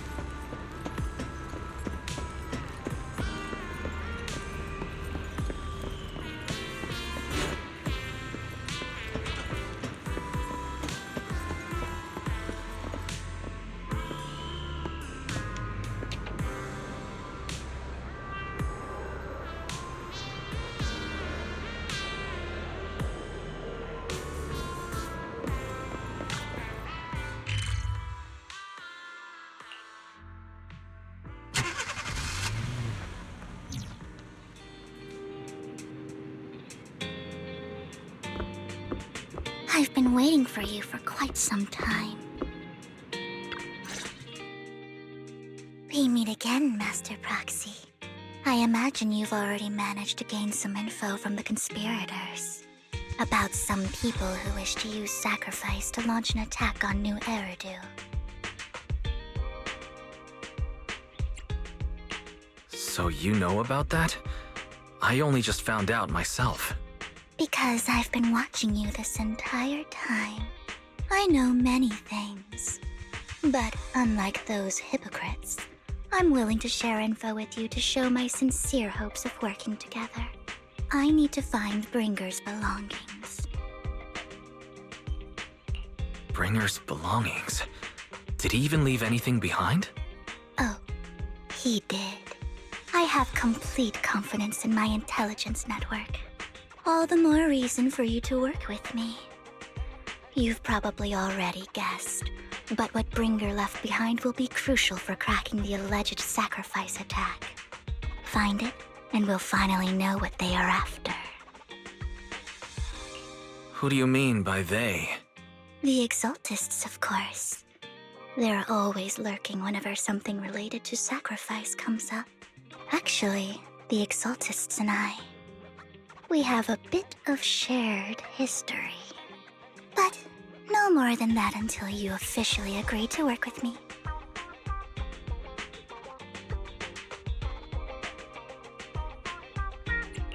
I'm still not sure. What's not to be sure about? We both share the same goal, and I won't harm you.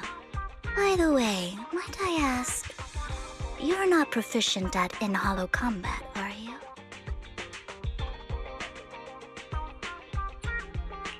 Well, you know, I'm a proxy after all. As I expected. Not to worry. You're an invaluable proxy. All I require is for you to guide me. I mean, not even my darling Lord Phaethon can fight in the hollows.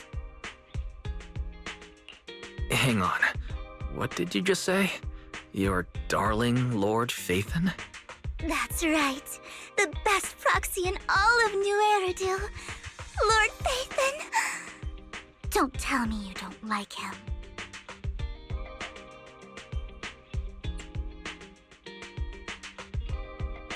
You might not believe this, but I'm actually Phaethon.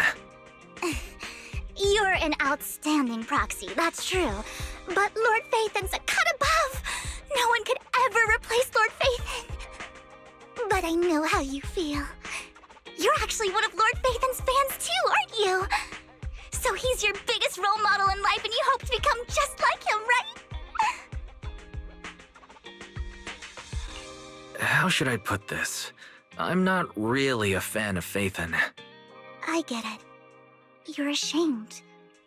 Because you love him so much.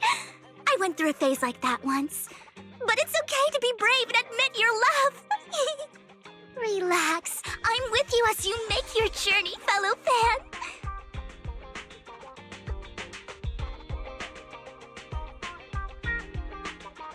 Oh my.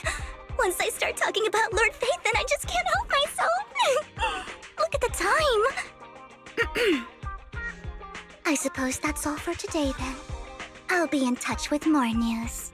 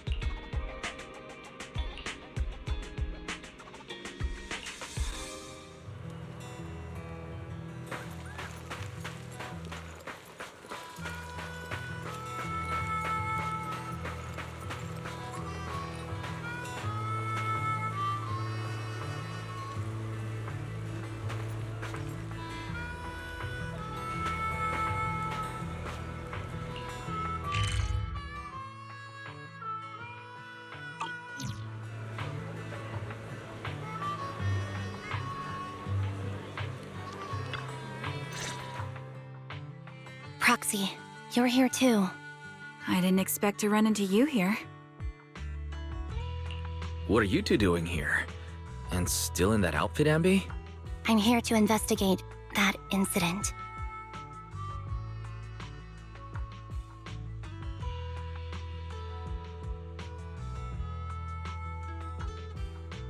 I've recently dug up some clues about the person behind the operation, but my key contact is ultra cautious and keeps demanding me to prove my identity. So, to gain her trust, I decided to meet her dressed like this. Now that everything is completely finished, this uniform doesn't really represent anything in particular. For me, it's just another outfit now. We all have to move on someday. I'm helping her. I want to make sure whoever's behind all this is caught. And who's this young lady? This is my friend, Vivian. We're here investigating a few things ourselves. Anby, one of the Cunning Hair's most powerful members. And Trigger, an Opal Squad sniper. It's an honor to make your acquaintance. You know us? Looks like someone's done our homework. Is it because of the proxy? You two are practically celebrities. And because of my work, I've got loads of info when it comes to anyone with a name around New Eridu. I see. Seems you're handling your work well. Let's prepare to enter the Hollow. Unless you have any further questions, we'll be taking our leave now. You're going into a Hollow? Proxy, you plan on going in like that? Yeah, that's right. I've recovered quite a bit lately, so I don't need any protective equipment in the hollows.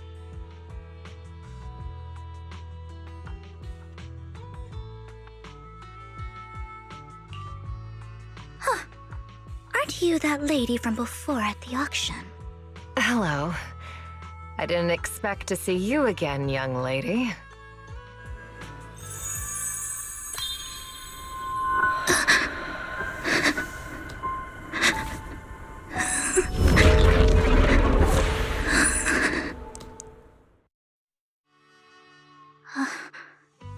Vivian, are you alright? You look depressed. What's wrong, Vivian? Are you feeling all right? It's nothing. I just drifted off for a moment there. So then, what are you doing here? Don't worry. I'm not here to scam you. I'm waiting to meet someone. Don't tell me. You're my contact for intel? That's me. Anby from Silver Squad, I presume? Pleasure to meet you. All right. I'm going to exchange some information with Miss Anby here. So if you'll excuse me.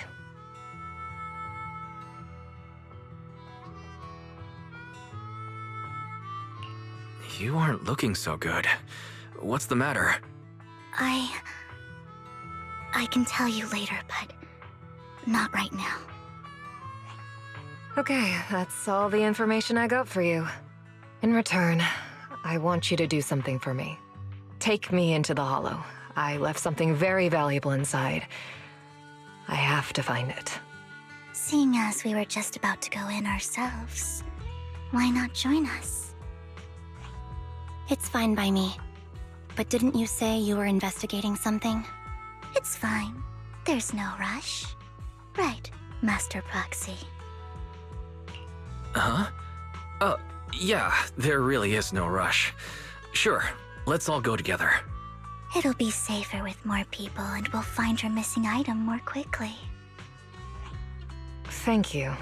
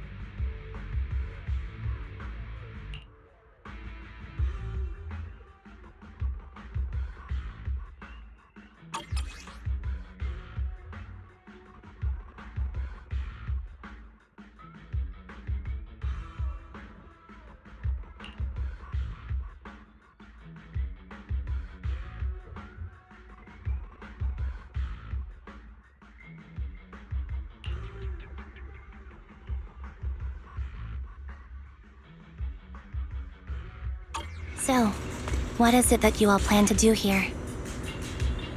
We are here to look for something too. Something extremely important. New Eridu's future may well depend on it.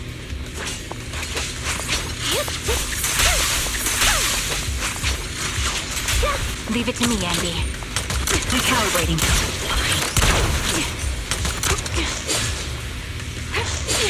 I'm on it.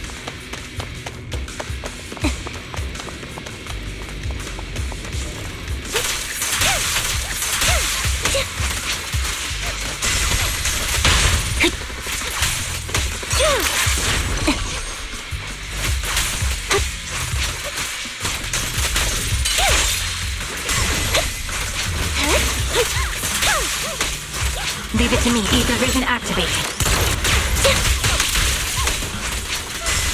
Wide open.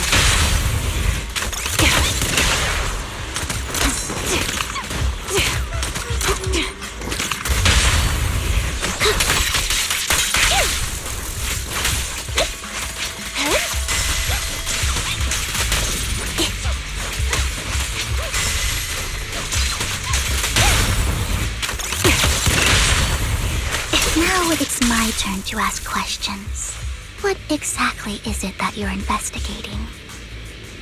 Since you're familiar with the name Silver, then you should know that it shouldn't exist anymore. What I'm investigating has something to do with it. If only the battlefield was just another scene in a movie.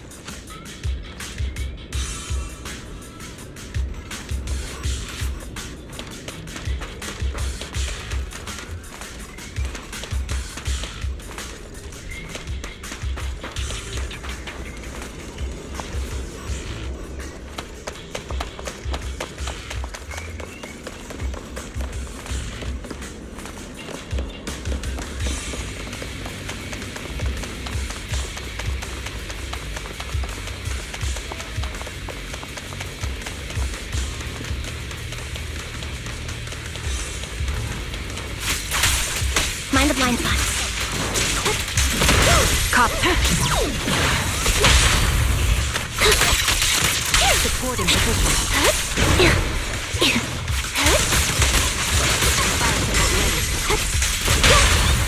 The target's weary.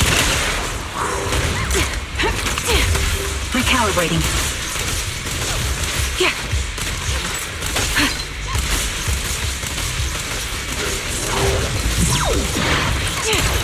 Down strategy. Quick shot. The target's weary. I'm on it. Loyalty.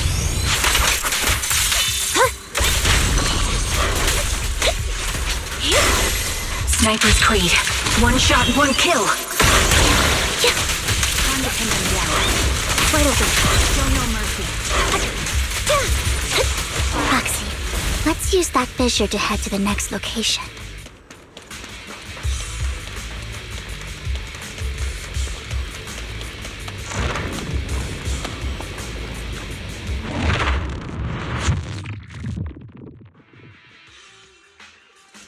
This is the place.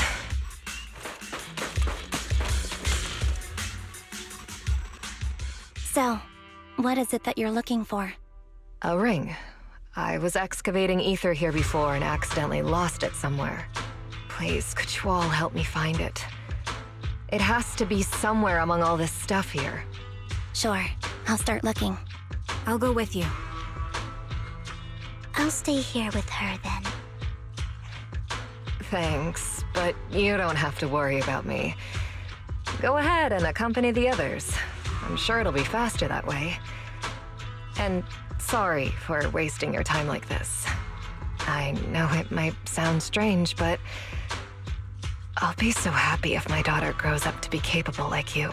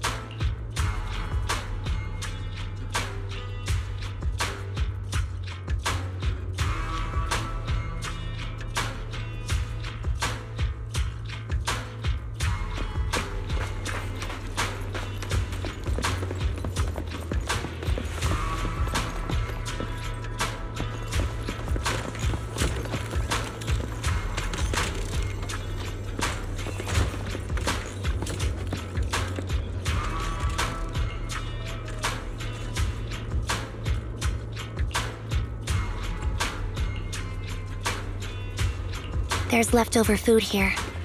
I don't want to imagine what's inside the bag. Neither do I.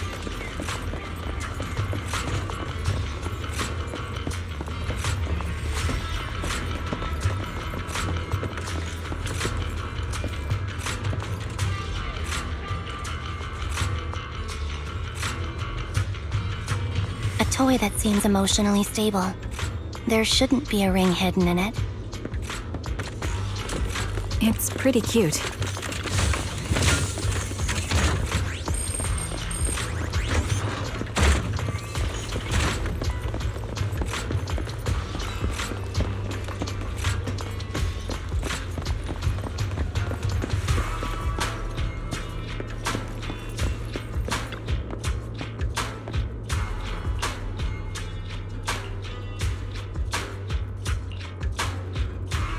It's a fancy lunchbox?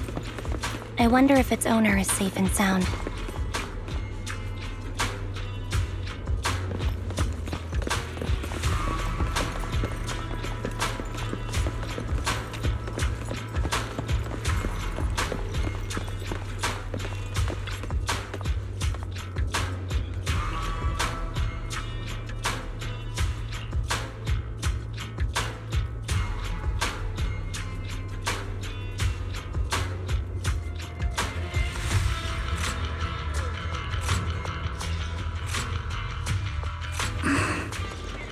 What's wrong, Vivian?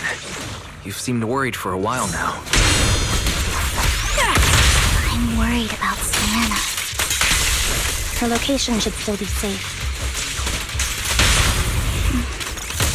I hope so.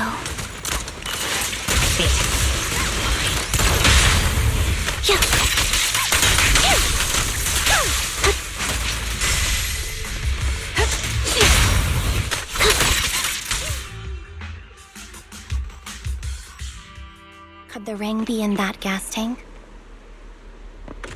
Good thing this gas tank is empty.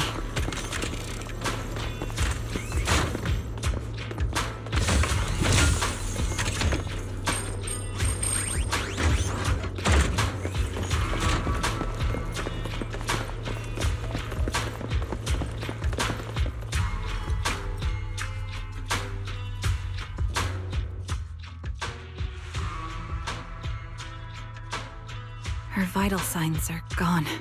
What happened? I guess this was her final scam. There's one thing I must remind you. Your time is running out. I'm not sure how you can tell, but you're right. I'm going to die in here. That's my plan. I'm very sick and don't have much longer. If I try to get treatment, it'll just be a burden on my daughter. So I scam my way through a bunch of physical exams and managed to take out a hollow corruption policy through Ravenlock Insurance. Once some time has passed, could you please take my corrupted body out of the hollow? That will secure a generous compensation package for my daughter. It's only what the Ravenlocks owe me. A pity, yes. But it's the only way I can squeeze it out of them. What makes you think that will help you? I just trust you will. I'm just awfully sorry you had to get involved in this, but it's something I must do.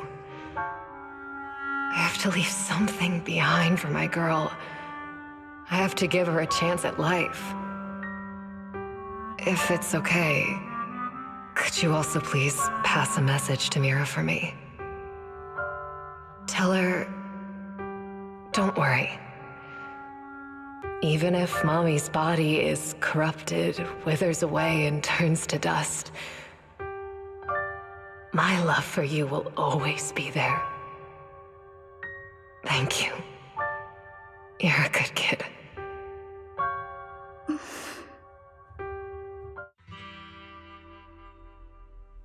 She was betting that we'd help her. So, You were aware of this the whole time? Yes. Because I saw it.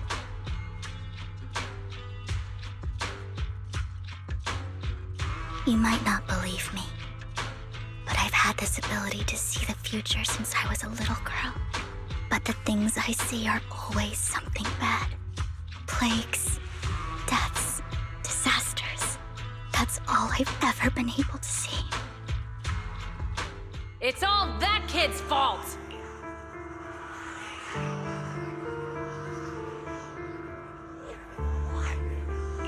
She's seriously jinxed. I always try to avoid her. Otherwise, she'll say something rotten that ends up coming true again. Prophecies, she says. Like she's not the one bringing the bad luck upon us. It wasn't me. I didn't do anything. Sorry. I'm sorry. What good is saying you're sorry? Things like this keep happening every time you open your mouth! How unlucky. She shouldn't be here. Nobody wants her around. If only she would just disappear. I just wanted to warn you all. I'm sorry.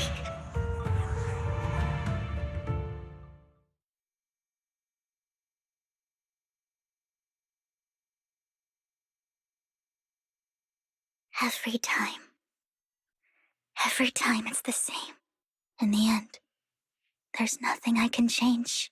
Sometimes I even wonder whether it's me predicting these things, or if my very existence is manifesting these calamities.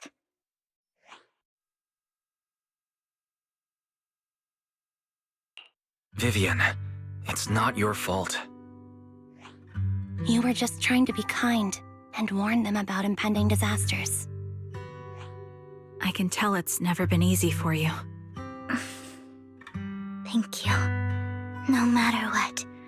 I just hope she finally gets to rest in peace. I hope no misfortune, whether I foresee it or not, ever happens to anyone.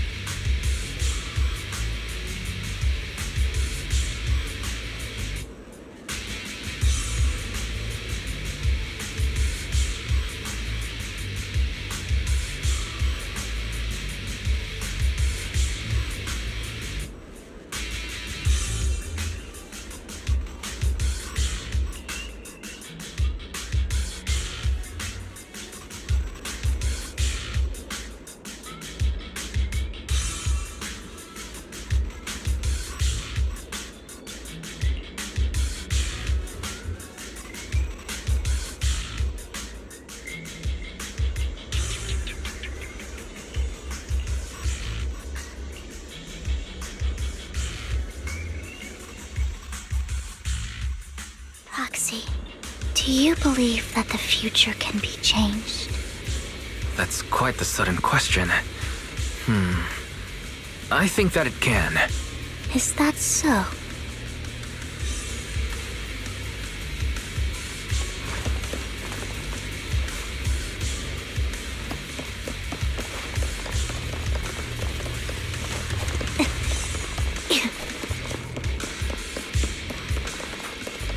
In my memories, this has happened countless times already. Why can I only see these misfortunes? Why can't I even have a sliver of happiness?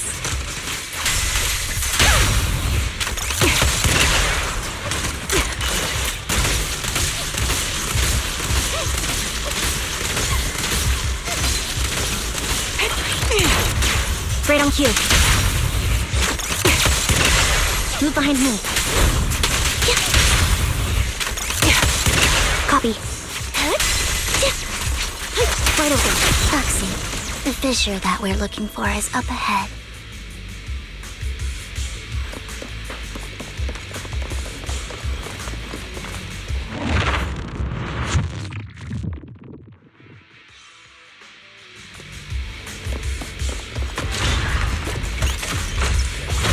Save your strength, Anby.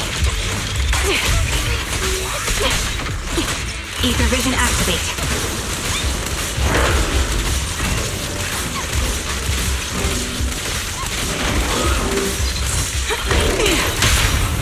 A perfect conduit.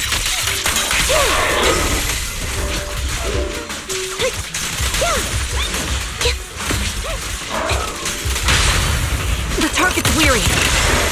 Sniper's Creed. One shot, one kill. Resolve.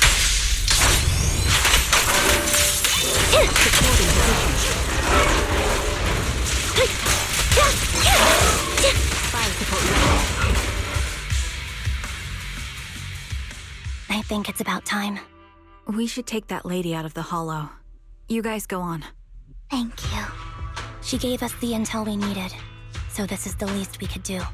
I hope everything else goes well for you. Master Proxy, is there anything you'd like to know?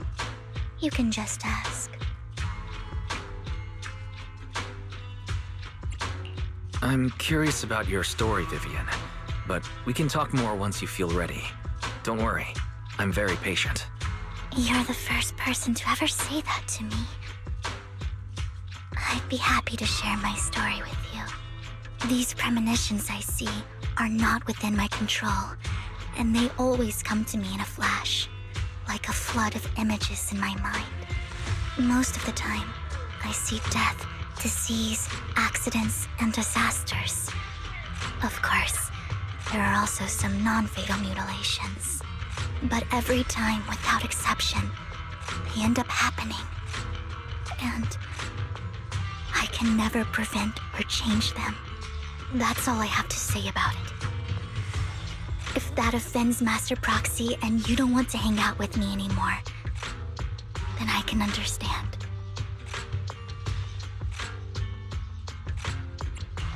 Why would I be offended? That's just who you are, Vivian.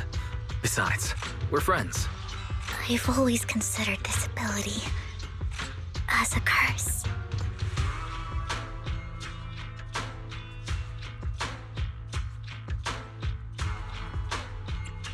It's not a curse. Actually, I think you've been given a gift. Thank you. Really. Well, it's getting late. Bringer's belongings ought to be around here somewhere. Let's take a closer look. To the previous clues, what Bringer left behind is hidden inside a vending machine.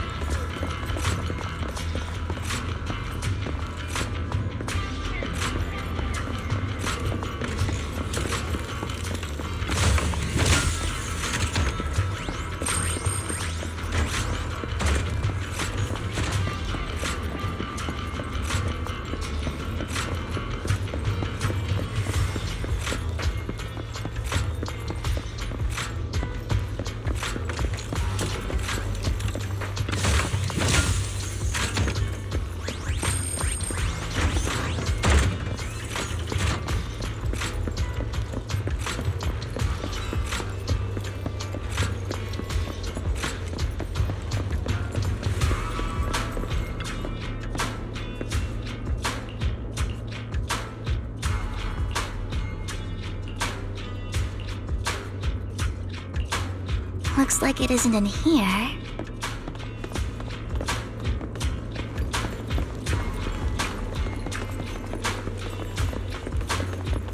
Let's try this vending machine. It might be the one we're looking for.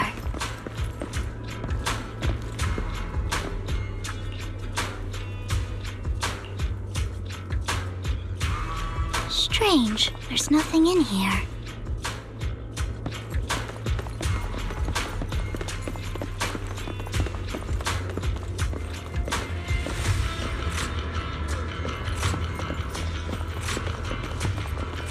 This vending machine looks a little suspicious too. I have a feeling It might be inside this one.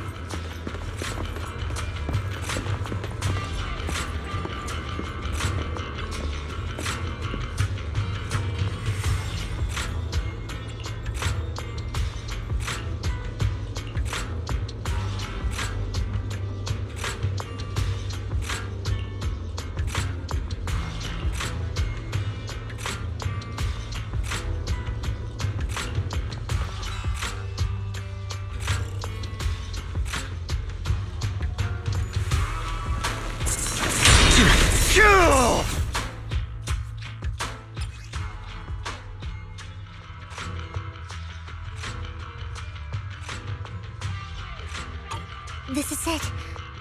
This notebook is what Bringer left behind. But I don't know what these markings on it mean.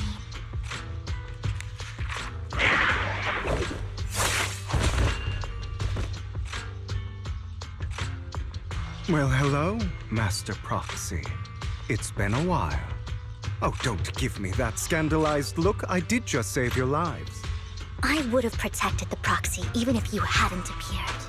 I'm sure of it, but I happen to be in the area. Worry not, dear companion. I have complete confidence in your strength. Hang on. Did you say companion? So you two know each other? Apologies. I didn't have a chance to mention it before.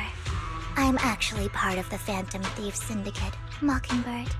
That's right. I was only able to slip in during the auction thanks to some help from Vivian backstage. So the whole time you were only bidding on the collections so you could get backstage and tamper with things? I warned you before. You can't rely on appearances. Don't worry, Master Proxy. We don't have any ulterior motives here. As you've probably heard, Mockingbird is a renowned Phantom Thieves syndicate in New Eridu that, despite its longevity, has managed to maintain the secrecy of its members' identities to this day.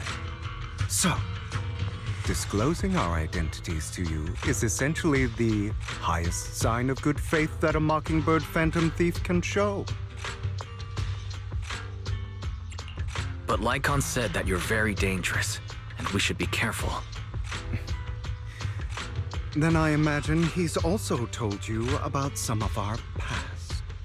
And I'm sure you know that in a complex situation like ours, you shouldn't listen to either side over the other. Mockingbird's purpose is very simple, really. To form long-standing and cooperative relationships with outstanding proxies like yourself. We need your abilities.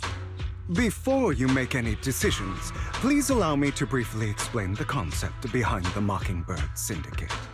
We all know there isn't anything in this world that's fair.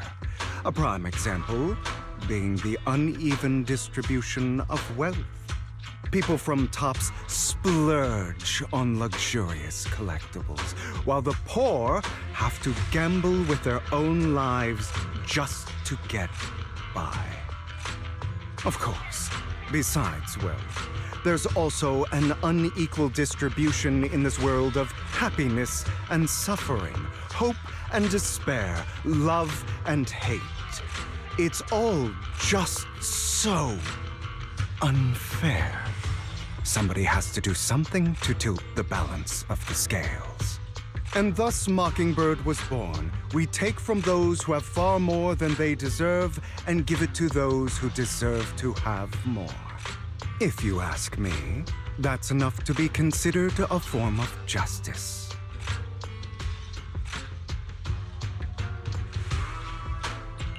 I don't really agree with this form of justice. No matter. Words inherently come with limitations. I intend to let my actions do all the talking. However, aside from these philosophical considerations, we also have a crisis on our hands to deal with. As you know, the Exaltists are plotting to use the power of sacrifice to launch an attack on all of New Eridu. We can provide you with all the latest intel, just like that notebook you found. Something those pompous housekeepers would never be willing to do. And the most crucial part of this whole game, the sacrifice core, is currently in my possession. I think that makes this a highly competitive deal. We share the same goal for the moment, stopping the impending disaster from playing out.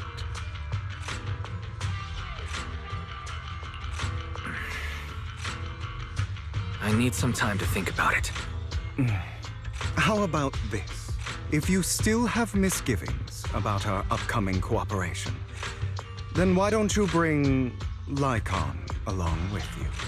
He's got the support of the mayor's office behind him, and his presence alone is enough to keep me in check. That would put you more at ease, right? Of course, you're welcome to bring some other friends along, provided they aren't from public security or HSO.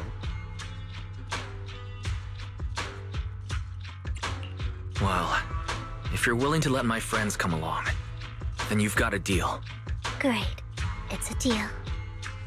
By the way, Proxy, this is for you.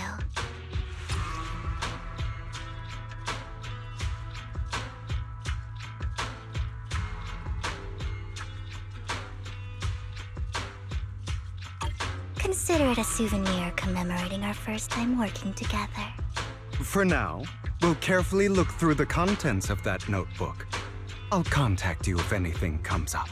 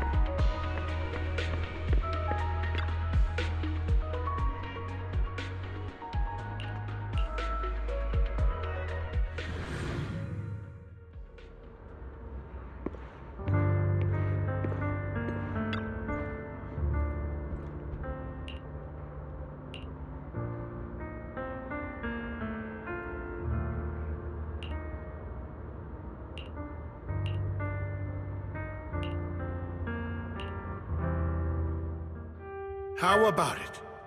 Will you work with me? Correct. Let me be honest with you. I have the sacrifice core that you're after. I am Mockingbird. So it's you. I never thought you'd be so bold as to come see me alone. Relax, my friend. As you know, if I can sneak into such a heavily guarded auction, then naturally, I can just as easily slip away right now. I'm here with the sincere intention to seek cooperation. I can give you that sacrifice core. And what do you want in return? Wealth, glory, power. The things everyone else in the world wants, I want them too. And I'm confident that as the current heir to the Ravenlock family, those are all things you can give me. Then you've certainly come to the right place. My family is working on a big project. If things come to fruition, Ravenlock's status in Tops will significantly improve. At which point, I'll be sure to leave a spot for you. Naturally, as an outsider, you're precluded from handling any of our core business. But profits from the scraps alone will be enough to set you up for life. Mr. Hartman, I think you've misunderstood me. I have no intention of joining the Ravenlock family. In fact, I have an art gallery under my name that does pretty well for itself. I was hoping you could recommend me for Tops. You want to join Tops? That's easier said than done. Even for a family like ours, it would still require significant effort and... Just answer me yes or no. I don't think either of us can afford to waste time. I understand. Yes, you have my word. But in exchange, you'll have to give me the sacrifice core first. I'm sorry, but I'm afraid I can't. I've already hidden it somewhere safe, a place nobody else but me knows. You don't want to put all your chips on the table when dealing with tops. I know that far too well. Then that means I also need to keep an eye out when working with the infamous Mockingbird, right? Mr. Hartman, I should remind you that I stand before you undisguised. Coming from a phantom thief who's never publicly revealed his identity, shouldn't that be sufficient assurance? If I betray you, then you merely need to lift a finger to wipe me from the face of this world. You do make a valid point there. In that case, you have a deal. I appreciate your trust. Why don't we celebrate our new partnership with a toast?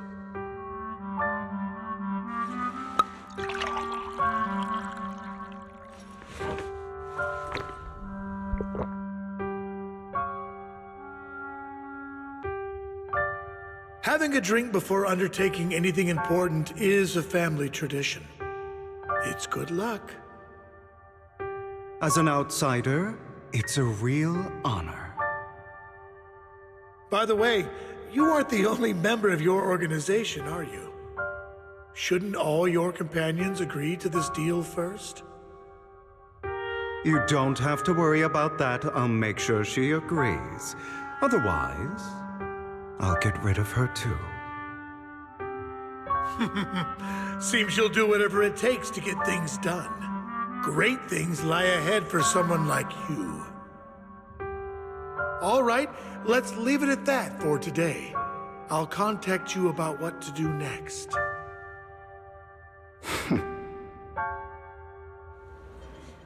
That's him! He's the one who killed Serena!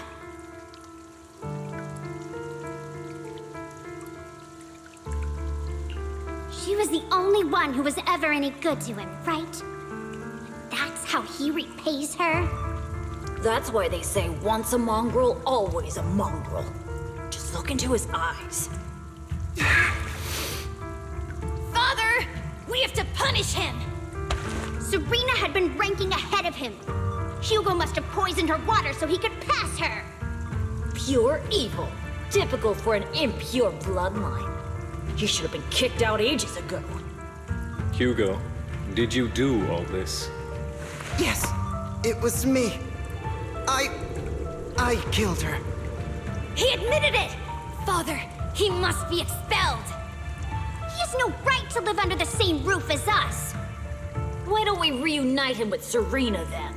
Nobody would ever know. Hugo, well done. My children, how many times have I told you before? In this world, only the most ruthless, cruel, and unscrupulous of people ever make it to the top. Like Hugo here, who is willing to murder his only true loved one without a second thought. Only someone with the means and the gumption to do that is qualified to be my heir. But I...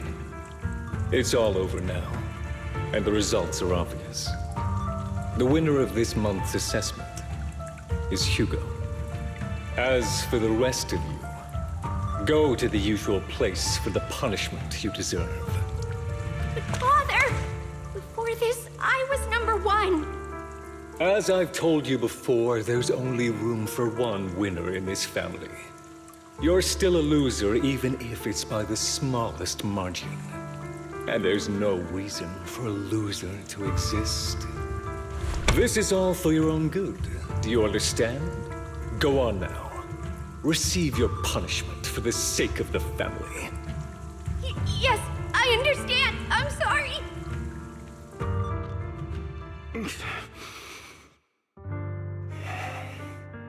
That really brought up some unpleasant memories. It won't be long. Soon, it'll all be over.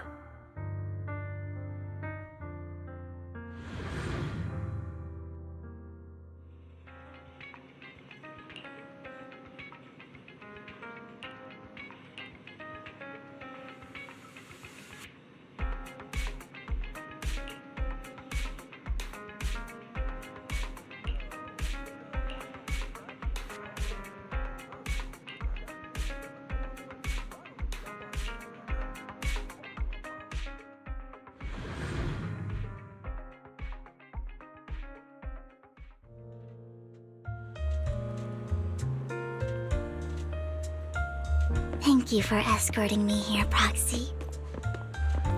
Today was quite eventful. If I were to head back now, I probably wouldn't be able to fall asleep.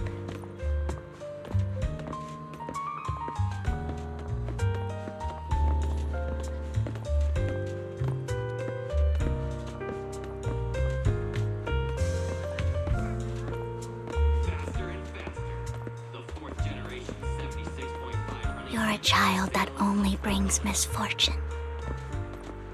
People have been saying that about me for a long time. I used to feel hurt and resentful. But now that I think about it, it's perfectly normal for people to react that way.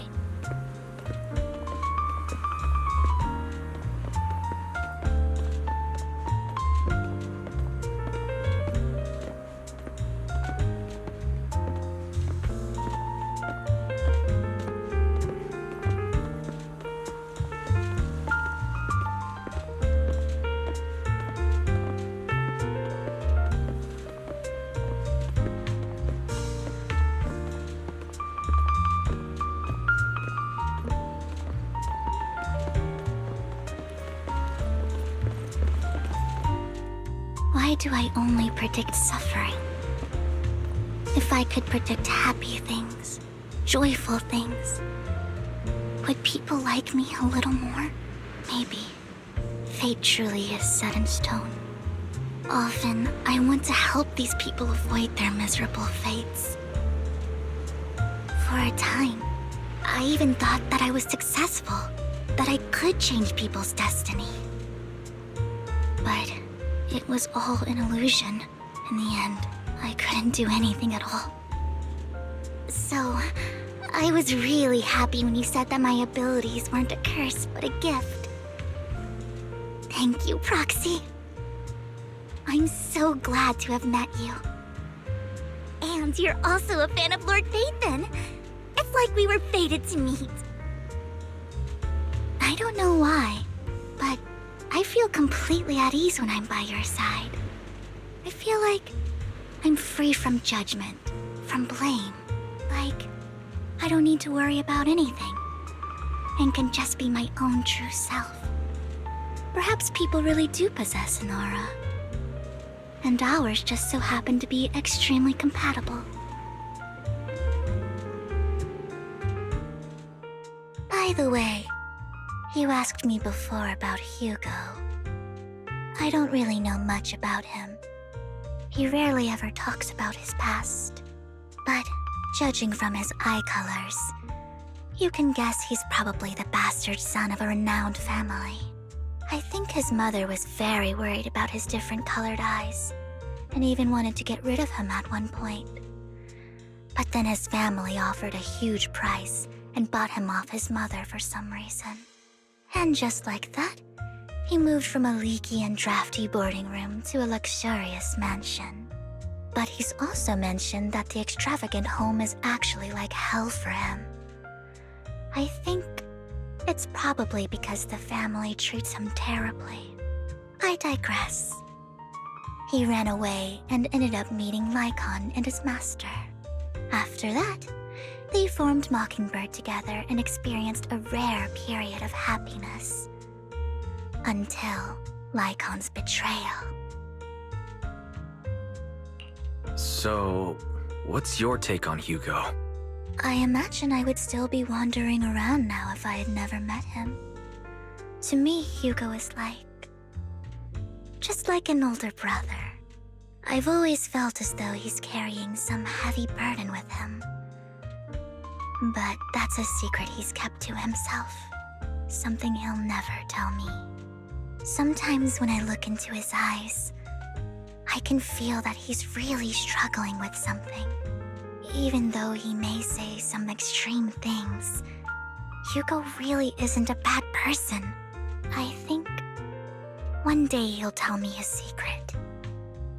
Until then, I just have to wait. Wait and trust him.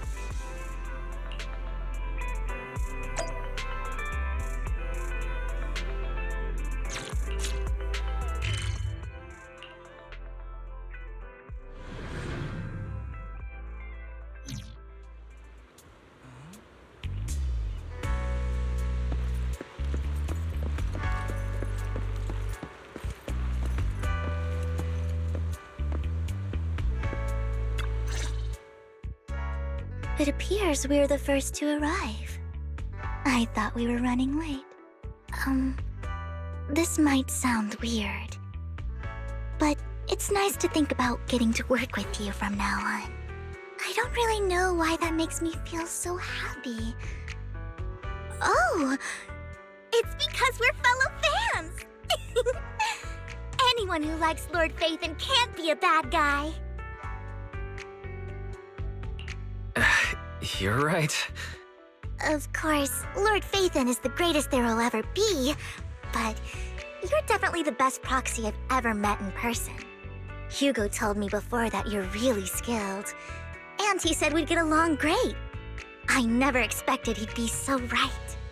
Oh, by the way, would you like to come by my place if you have time later? I have a huge collection of Lord Phaethon merch. Phaethon, Lord Phaethon doesn't have any merch out there, right? I mean, we don't even know what he looks like, for starters. It's all my own original merch, like screenshots of old Internet comments. I print them out and turn them into postcards. Plus the avatars Lord Phaethon's used, the music playlists they recommend. I've organized it all. I'd love to show it all to you if we get the chance.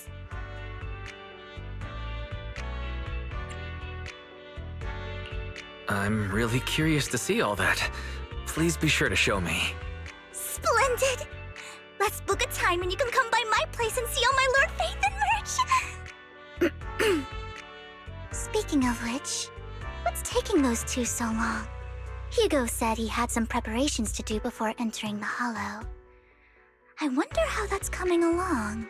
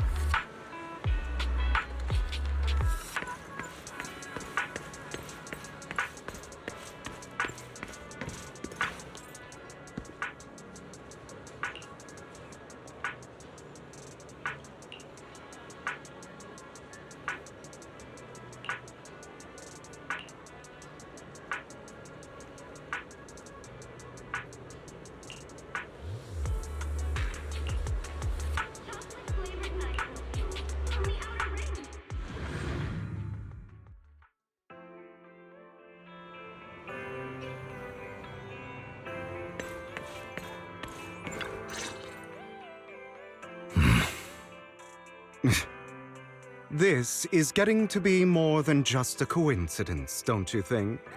Or perhaps you are actually stalking me. If I was stalking you, you wouldn't ever know. Overconfident as always. You haven't changed at all. We just make it a habit to check the state of our weapons prior to combat.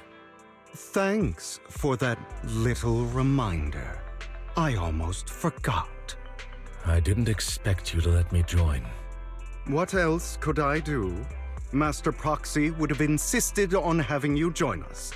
I never expected for us to have a chance to enjoy some pleasant conversation like this, without our weapons drawn, that is. It really has been too long. I still remember when we first established Mockingbird. Indeed. That was a long time ago. Thankfully, Jack went in peace. He must have known about his condition for some time. He even left us with instructions. Passing peacefully in your sleep is the most natural way to go. I'm happy for him. By the way, Lycon, have you given it any thought yet? You mean about our guild for Phantom Thieves? Yeah. It's time for us to build an organization of our own. Jack always supported the idea, didn't he?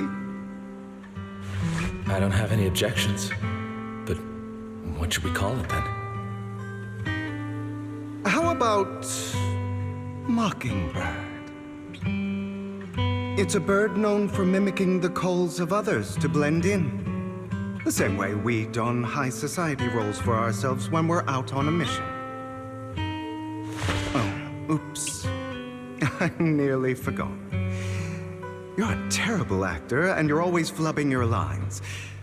I guess we can rule out that name, then. No, call it Mockingbird. We're always just putting on an act, aren't we? I won't slip up on our next mission. Besides, we still ran missions together even when we didn't have a name. Having one now won't really make a difference. No. It does make a difference, Lycon. And I don't just want a name. I want Mockingbird to become a symbol, like the sword of Damocles hanging over everyone's heads, striking fear into the hearts of the rich and cruel whenever they hear the name. Just like Jack used to say, this world isn't fair. So that's why we have to influence it however we can, and change things in our own way. But on the basis of not causing harm to other people's lives. That's also what Jack used to say. You remember, don't you? Of course I remember. All right, I promise. That sounded pretty forced. Don't forget, things don't end well for people who break their oaths. I'm good for my word. You must trust your fellow companions. That's also something Jack would say. Well then, today's the day that Mockingbird will officially start flying. Our first order of business, deciding on our symbol.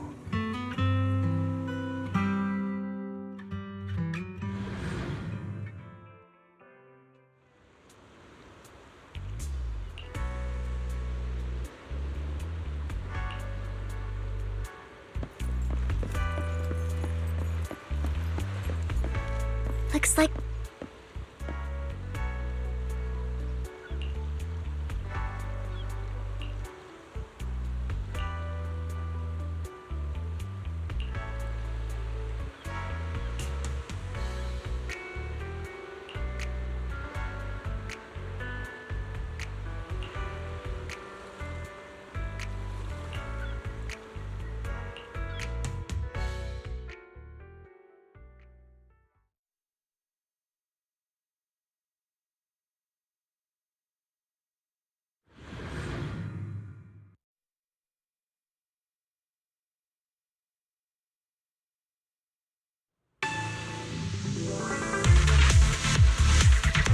Didn't expect the coordinates in Bringer's notes to lead here. Oh, are you familiar with this place? More familiar than you, it seems. Proxy, if they're being too noisy, can I take action?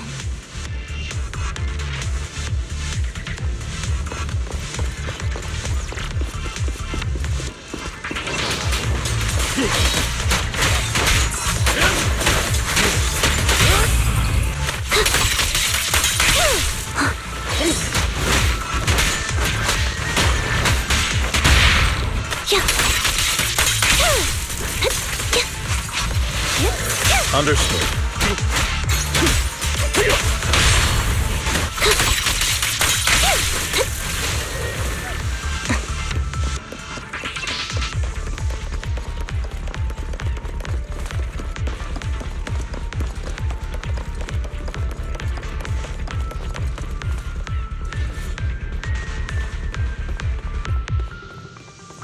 I don't enjoy obstacles in my path. Can we not bust the door open? You can try. Master Proxy, we need to find a power source to activate the door.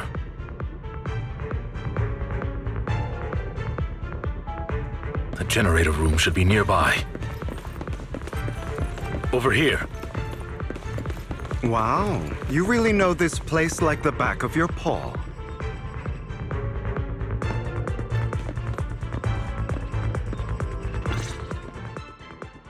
Master Proxy, I hate to be the bearer of bad news, but there's something wrong with the circuit. It seems to be blocked. Don't tell me. Victoria Housekeeping's high and mighty attendants can't even fix a simple circuit. I can fix it, but I'll need a circuit diagram before I can do anything.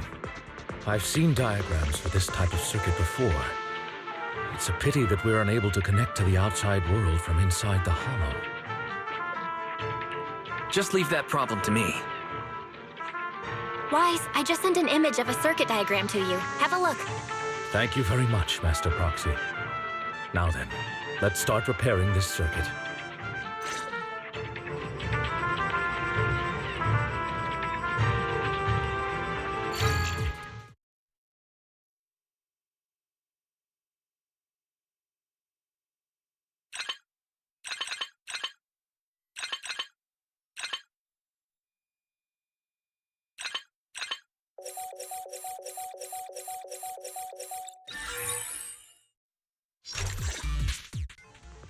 The circuit is fixed. We should now be able to open that door.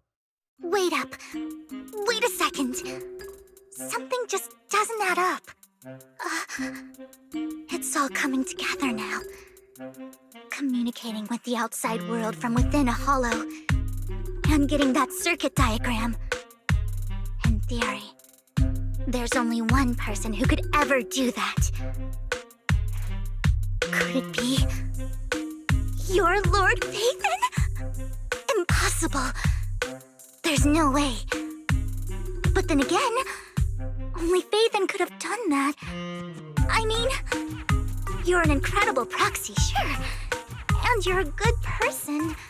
But could you really be Lord Phaethon?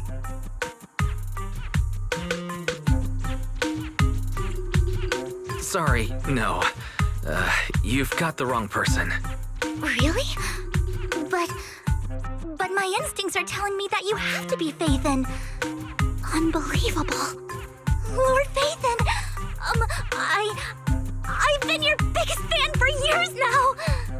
Goodness me, Lord Phaethon was right in front of me all along, and I had no idea. This is like a dream. Could you... I mean, if you're willing, could you please give me an autograph and a group photo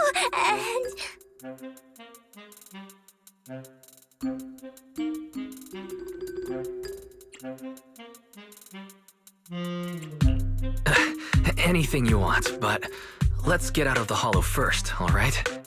Oh, okay. Sorry, guess I got a little too excited. Anyone would be enraptured meeting someone they admire that much.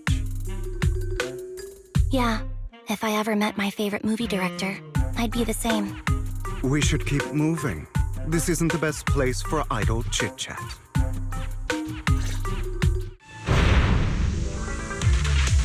The door's finally open.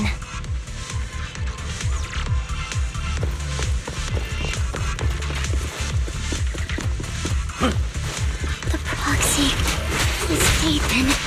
Phaethon is the proxy. This is a dream. I never went to wake up.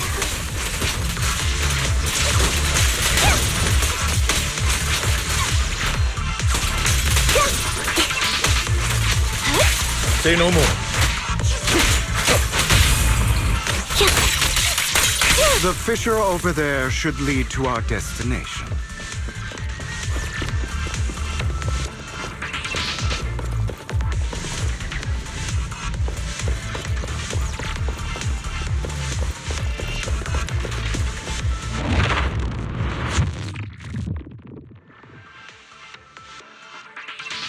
There are more Ethereals around. Please be careful, Lord Phaethon.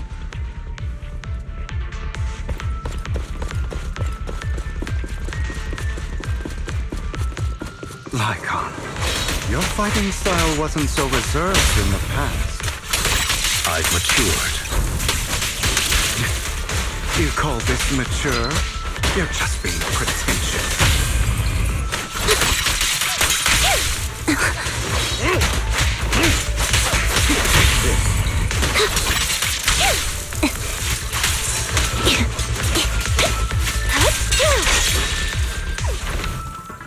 Say no more.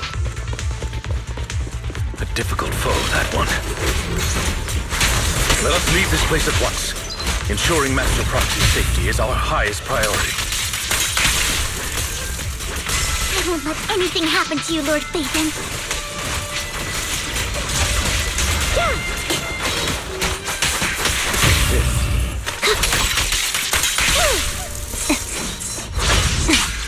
Loyalty. Understood.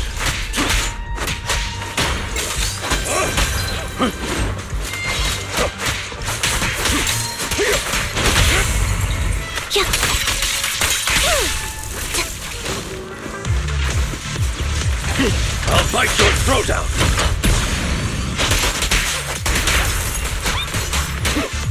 Lord Phaethon, how are you feeling?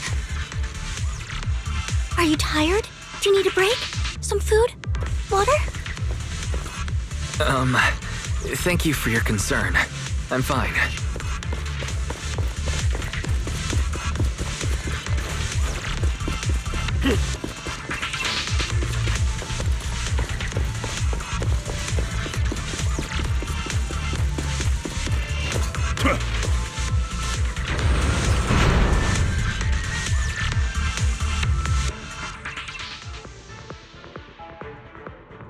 Master, a complex mechanism has been detected ahead.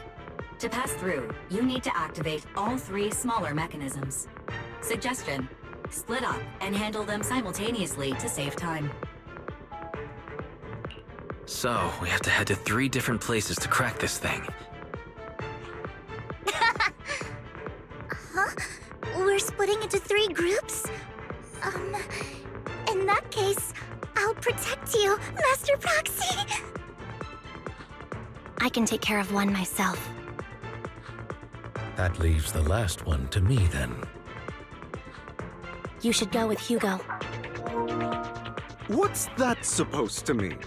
We get along just fine, don't we, Miss Cunninghair? I don't know what's going on with you two, but you've been bickering the whole time. It's annoying. This is a good chance for you guys to build some rapport. Anby's got a point. Hugo, just go with Lycon. You just want to be alone with your Lord Faithin, don't you, Vivian? Huh? That's not it!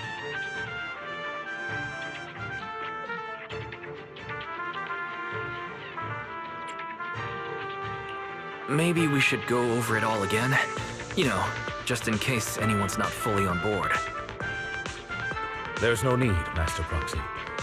Our top priority right now is to crack the mechanisms as soon as possible. It's just a simple mechanism. I can handle it solo. Lycon, you better not slow me down.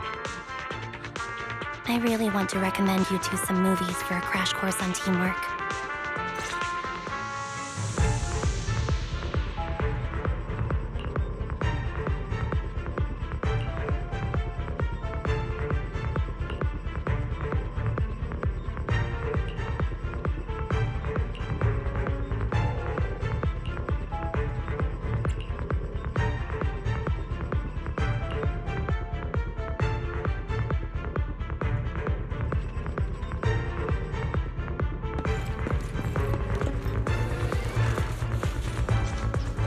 Lord Faithin, there are too many Ethereals here. We have to find a way to close that door and stop the Ethereals from flooding in. Leave it to me. I feel incredibly strong right now.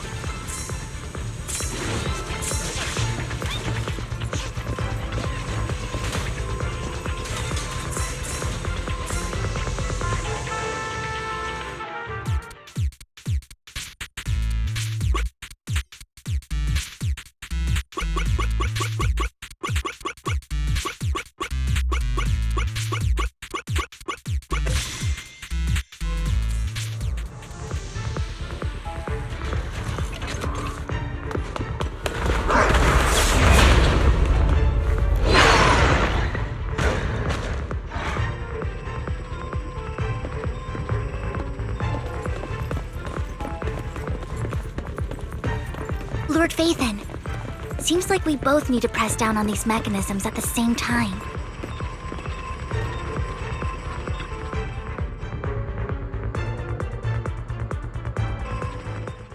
Sure enough, Lord Faithin and I share a deeper connection. Sorry, I hope I'm not being too forward. Goodness me, somehow I'm fighting alongside Lord Faithin. It's like all my dreams are coming true. I'm going to wake up any second now, aren't I? No, this isn't a dream. I'm real. See? You can even hold my hand. Not only is Lord Faithin incredible, but super kind. That's it. I pledge to be a die-hard Lord Faithin fan until my very last breath.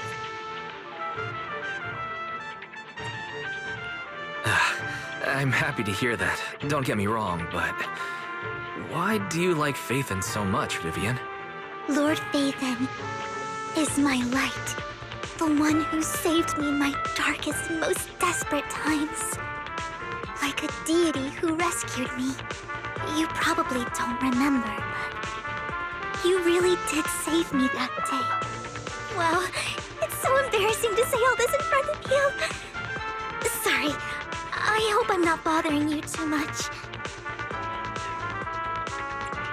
No, you're not a bother at all. Thank you for your loyal support. I should be the one thanking you. Just being able to see Lord Phaethon makes me the luckiest person in the whole world. Sorry to keep babbling like this. I wonder how the others are doing. I'm sure Anby will be able to manage. She's great at this kind of stuff. But as for Hugo and Lycon, let's just hope they don't get into a fight with each other. There are too many Ethereals here. Though, it's not a huge problem.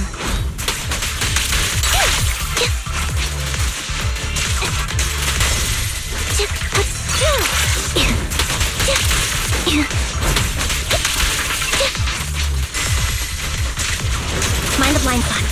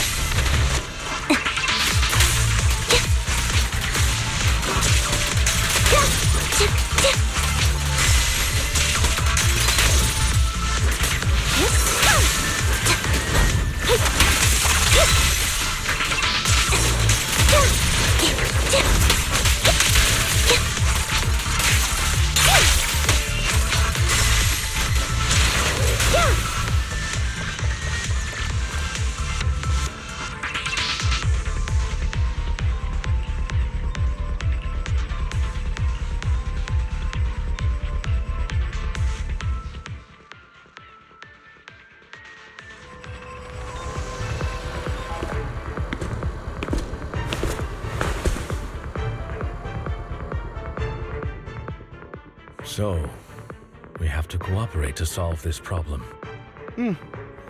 That's a real shame. I have no intention of arguing with you right now. Master Proxy and Miss Vivian are elsewhere, and we must rendezvous with them post-haste. What a coincidence. That's exactly what I was thinking. Just this once, we should trust each other. For the Proxy. I have no objections. Very well. Then you'd better keep your word. I know you've never fully trusted me, Lycon, even before it all fell apart.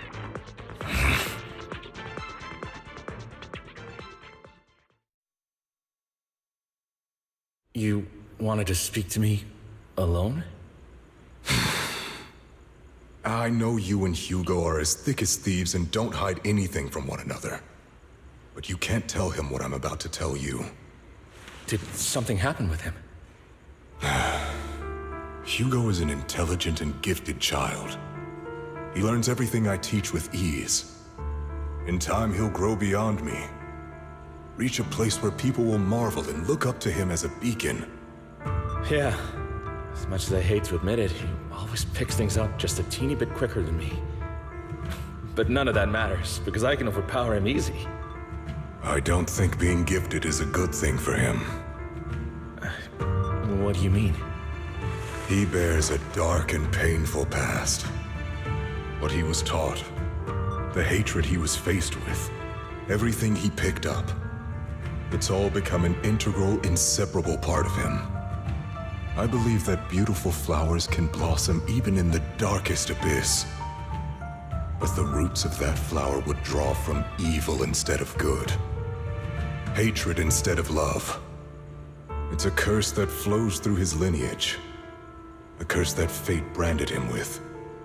I've seen far too many people like that throughout this long life of mine. They struggle with this curse their whole lives. But they all end up failing in the end. The path of light is narrow and fleeting. And the darkness is filled with such temptation that dropping your guard for even just a moment can send you spiraling straight into the abyss. Do you mean Hugo's going to be a bad guy? I don't know. I hope he'll always stay true to his heart. That he won't give in to hatred and ambition. That he won't become the dragon that must be slain. But he has inherited the seed of evil. You cannot let it take root. I'm afraid I won't be there to help you. There's not much life left in this old body of mine. So then, Lycon, promise me now. You must hold his chain tight. To restrain him. To stop him. And when necessary, to choke him.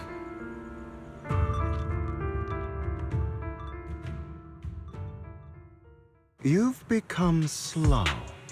Or maybe you've been on guard against me this whole time, and that's what's slowing you down.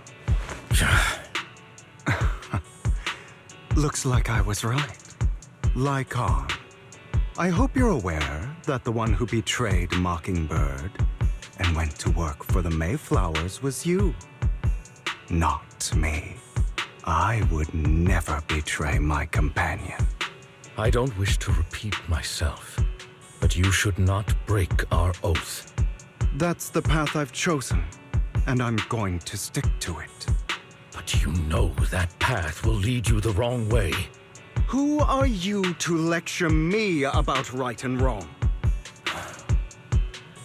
I believe any path that makes you feel pain must be the wrong one. Your disgusting sympathies make me sick, Lycon.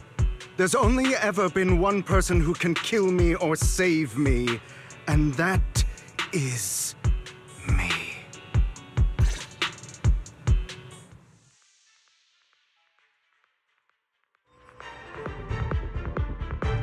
Great, it worked!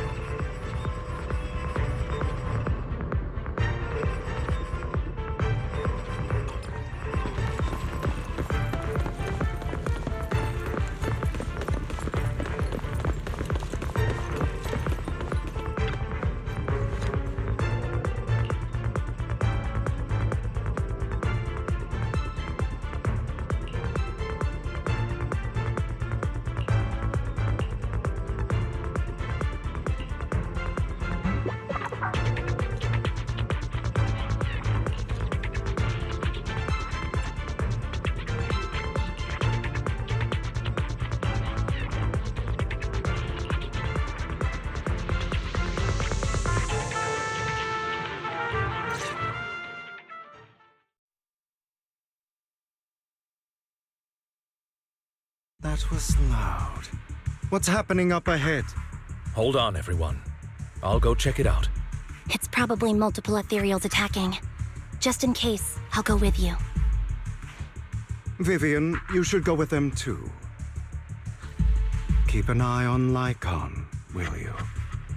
I'm worried he might sell us out to the mayor when he gets the chance. I'd never do that. But if Miss Vivian wishes to join us, she's more than welcome. Okay, then I'll go with you. Why do you look so nervous? I've spent so much time by your side already. I need to get away from Lord Phaethon for a little bit, or I might die from this overwhelming happiness. If that's the case, Miss Vivian, feel free to come along with me. Okay. All right.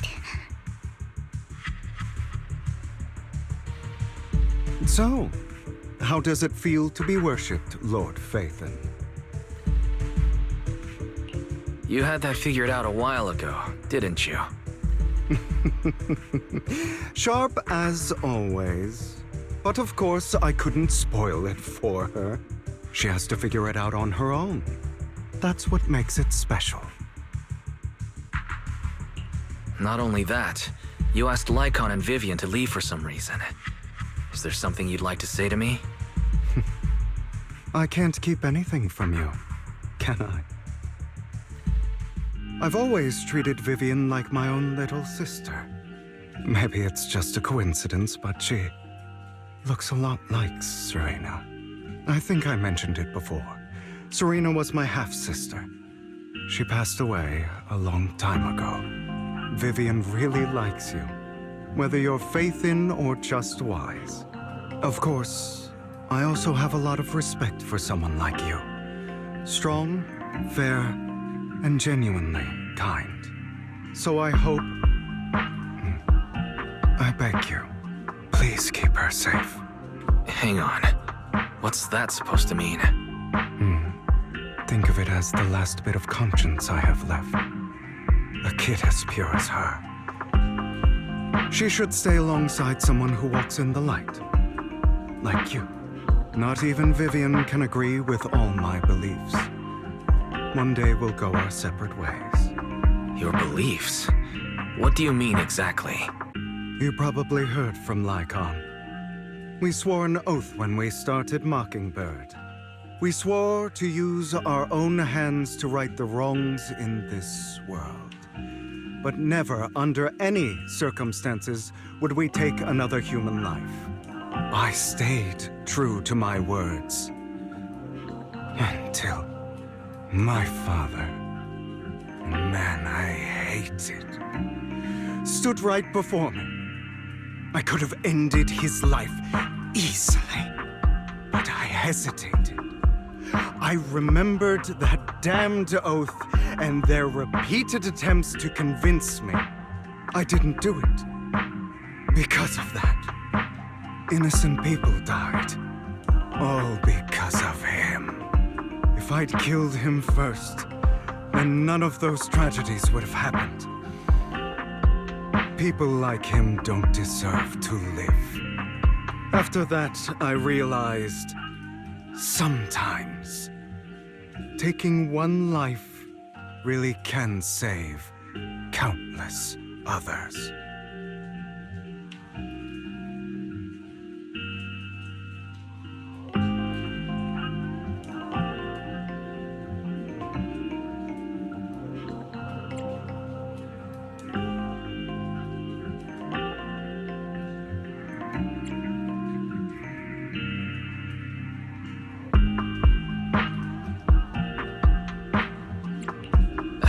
Agree with that. Is that so? I see you have your own beliefs. Vivian has a good heart. I don't want her to get her hands dirty. But you know how it is. In this world, someone has to be the bad guy. So, I want to apologize to you. Why apologize all of a sudden? You're incredibly strong, kind, capable, and really, really lucky. The world needs more people like you. Remember that revenge movie I told you about, Children of Devils? I still haven't found it, but I came across another videotape with the same name. Turns out, in that story, the Children of Devils are actually the Children of Gods. Sorry for rambling. Hope you don't mind. They should be back soon. Please, look after Vivian for me.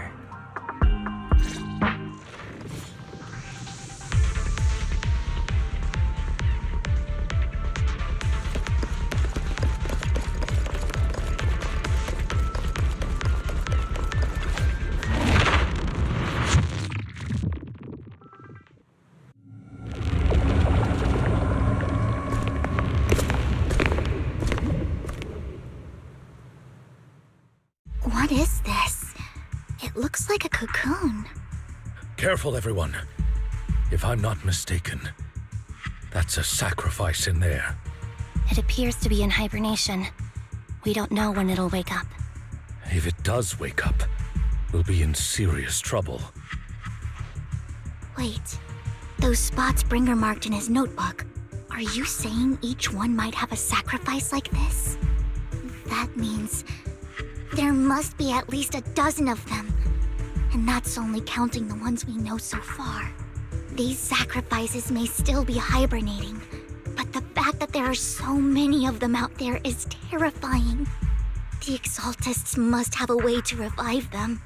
And that's not all. These sacrifices can exist outside the Hollows. If they make their way into populated areas, I'm afraid it will lead to a catastrophic disaster likened to the fall of the old capital. That's almost certainly what they meant by vengeance against all New Eridu. Let's find a way to get rid of these sacrifices. We can't let the Exaltists have them. Thank you for helping me find this sacrifice. But sorry, kids. You won't be the ones to keep it. It's that annoying old man. Why is he here?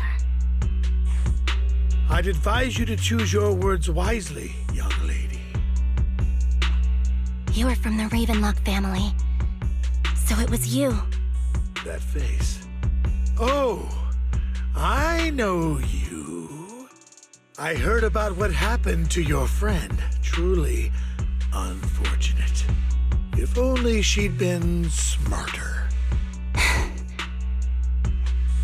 It seems your goal was this sacrifice all along. You've been tailing us, haven't you? Keeping your distance so that I wouldn't notice. As expected of a Wolfthyran, you are very perceptive. That's right. All thanks to your ex-partner, we were able to carry out our plan smoothly.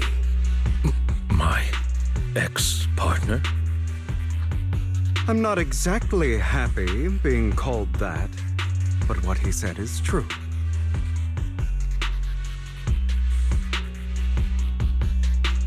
Wait, Hugo, what do you mean?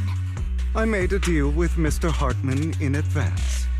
So, would you kindly step aside and let us have this sacrifice? Of course, you can choose to refuse, but if you do, then I'll have to take coercive measures. What did you offer him? Everything we know about the sacrifices plus the core itself. But why? It's simple. I want to climb higher. Mr. Hartman offered me a chance to join Tops. Who could say no to that?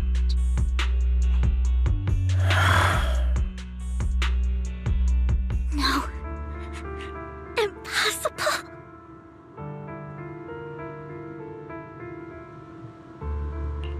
You promised to help me investigate the Exaltists. You told me the whole point of Mockingbird was to do anything it takes to bring a little justice to this world. Was all of that just a lie? You're just too gullible, Vivian. I also told you, everybody lies. To hide their true intentions, people lie so smoothly, they don't even bat an eye. You... What a wonderful show of betrayal and backstabbing! Bravo! I've got no interest in your little feud. But would you all be so kind as to step aside? My men still have some delicate handiwork to do. To extract that sacrifice behind you. Over my dead body. Hugo, why in the world would you do that? Instead of wasting your time on idle chatter, why not focus your energy on the battle ahead? Your plans will never succeed. It's useless. Don't you get it? You're not just going against the people in front of you. You're not going against me. Rather, the entire Ravenlock family, even the whole of Tops. There's no chance of victory for you. Time. A perfect conduit.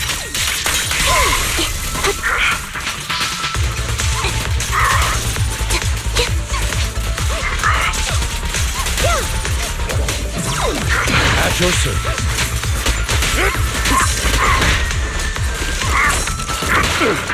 Stay safe. Loyalty.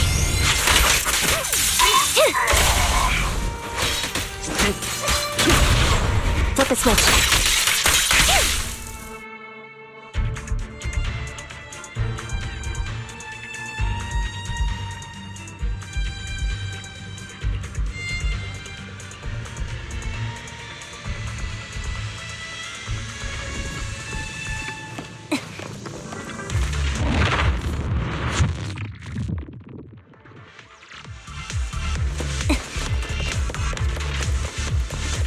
Say no more.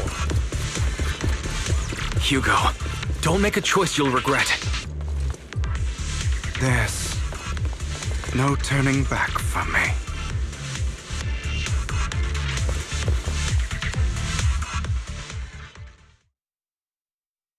Oh, you guys are such a pain. Hugo, stop standing around. Time for you to act.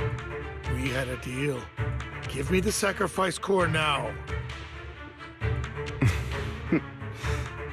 Did we? I don't remember.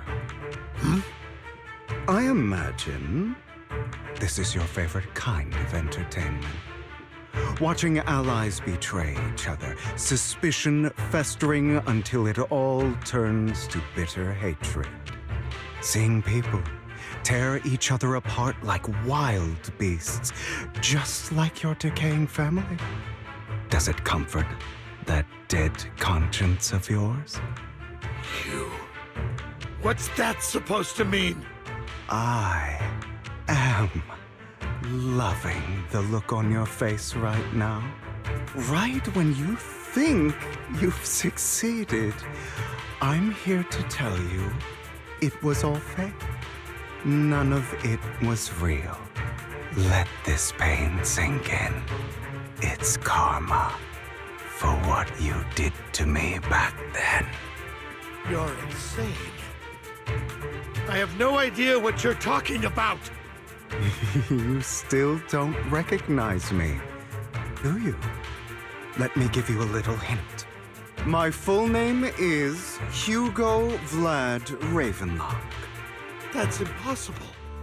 You're part of our family? I may be an illegitimate child, but I have the same blood flowing in my veins as you. I know you. You're that bastard of his. Damn it. I could have sworn you were already. My dear uncle, you were never worthy of your position. You have no claim to the Ravenlock lineage. You may have killed all of my father's other children, but sorry to disappoint, I'm still alive. I am the true heir to the Ravenlock family. You're a bastard. You have no right to inherit the family. That's not for you to decide. Master Edmund is very supportive of my claim. Edmund? That's impossible. You weaseled your way into Top's inner circle? Master Edmund doesn't care who achieves his goal. In other words, he'd happily let me take over the Ravenlock family, as long as I'm more competent than you. This can't be! You don't know the family's real secret!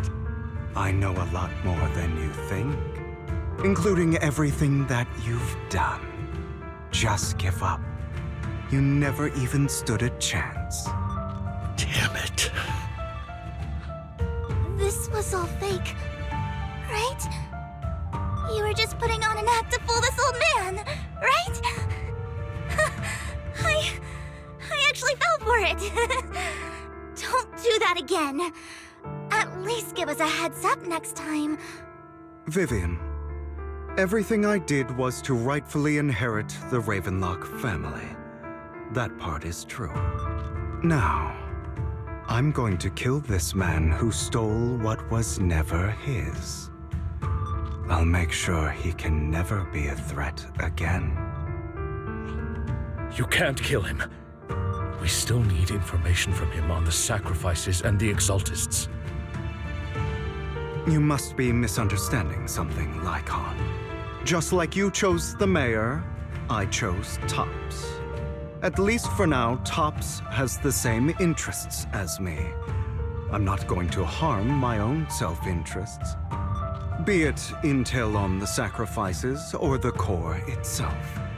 I'm handing everything over to Master Edmund. Why? I just want to take back what's mine. If fate is not willing to give me justice, then I'll just have to seize it with my own hands. Stealing, robbing, lying, or betraying. I'll do whatever it takes. Even if it means selling your soul to the devil? You know about the power struggle between Tops and City Hall. Those elites at Tops would be only too happy to see the Exaltists plotting a grand attack on New Eridu using sacrifices. That would severely harm the Mayflower's reputation and approval rating in New Eridu. And that's exactly what Tops wants to see. If that happens, countless people will die! I'm sorry it has to be this way, but I have to do this. I'm going to get everything Master Edmund wants. Inherit the Ravenlock name, climb to the top. And then I'll be able to change everything for good. For a permanent and absolute victory. We must endure the pain of cutting away rotten flesh. And persevere through the darkest hour before dawn. Someone has to do it. Hugo, it's not too late for you to stop. You can still walk away from this. This is the path I've chosen. Without power, resources, or strength, we can't do anything. Mockingbird is the perfect example. All the talk about using our power to tip the scales of justice and hover over them like the sword of Damocles. It's just a delusion. In their eyes, we're nothing but annoying gnats. Mockingbird has never really changed anything, or saved anyone. Never in the past, not now, and never will in the future. None of it matters.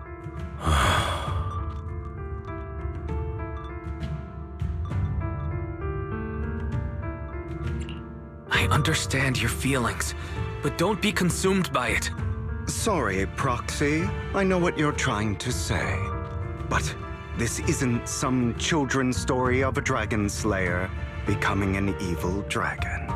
Sometimes, to slay the dragon, you must first become one. With sharp claws, rending fangs, and strength enough to destroy anything. So I will bloody my hands. I will carry the weight of my sins. I will become the abyss.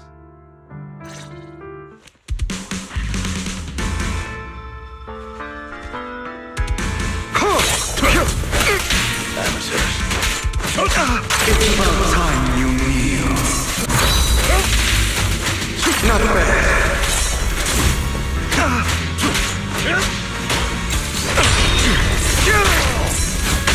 My way.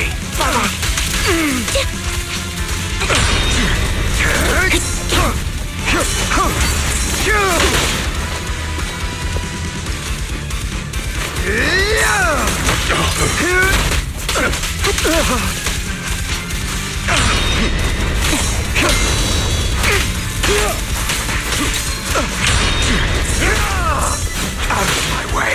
Dizzy.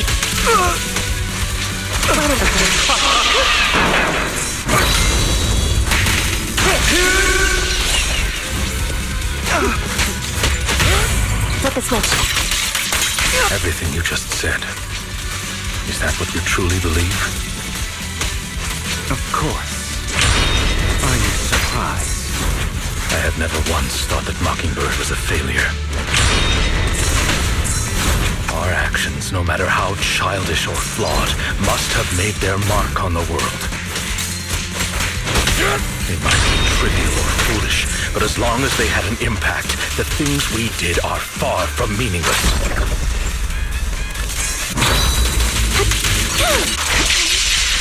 I don't want it to end like this. There must be another way.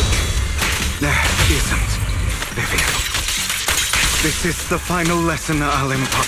Truth be told, Proxy, I envy you. The world needs people like you. With this power...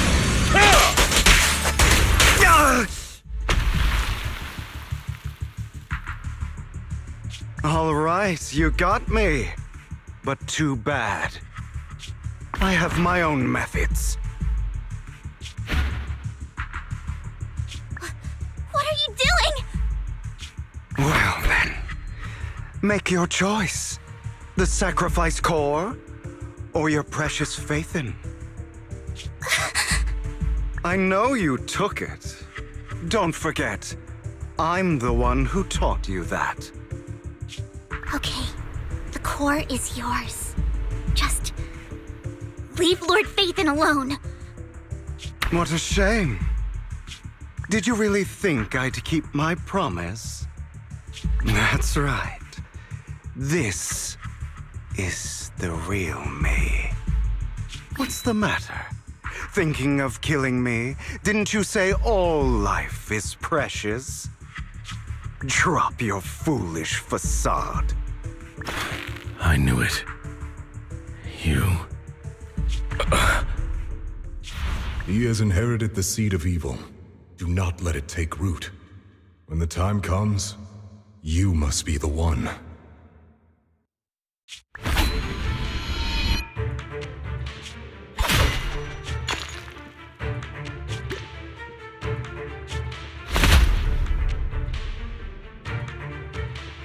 Go on, kill me. If you've got the guts, do it, traitor.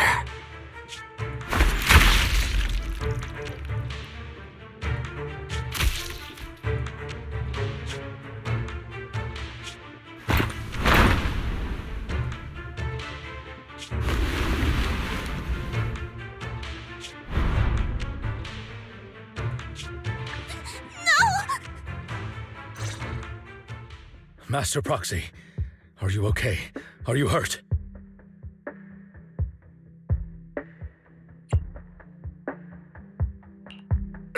Don't worry. I'm fine. I just didn't expect things to turn out like this. Lord Phaethon, I'm sorry. I had no idea Hugo would do that to you. I'm so sorry.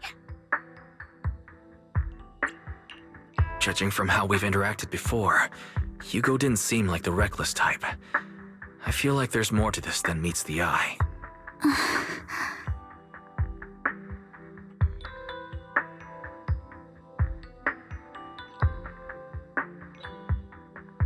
Hugo, he...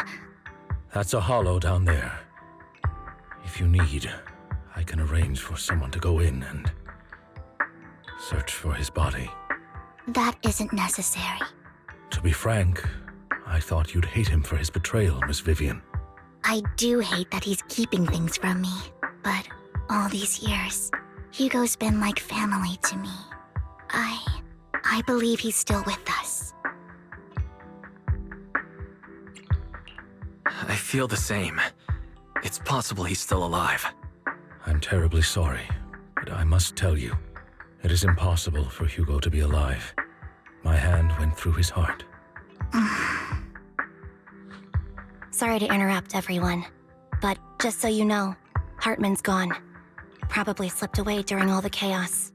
I'm sorry, I was so focused on Master Proxy's safety. I wasn't paying attention to him. Same, but it doesn't matter. We all know what he did. And he will pay for what he did today. Yes. I'll be reporting all of this to the mayor. He's not getting away with this. Well then, now that it's all over, let's head back.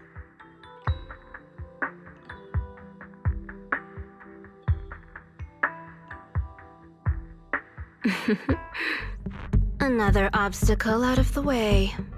She's going to be pleased about this. May the Creator guide us.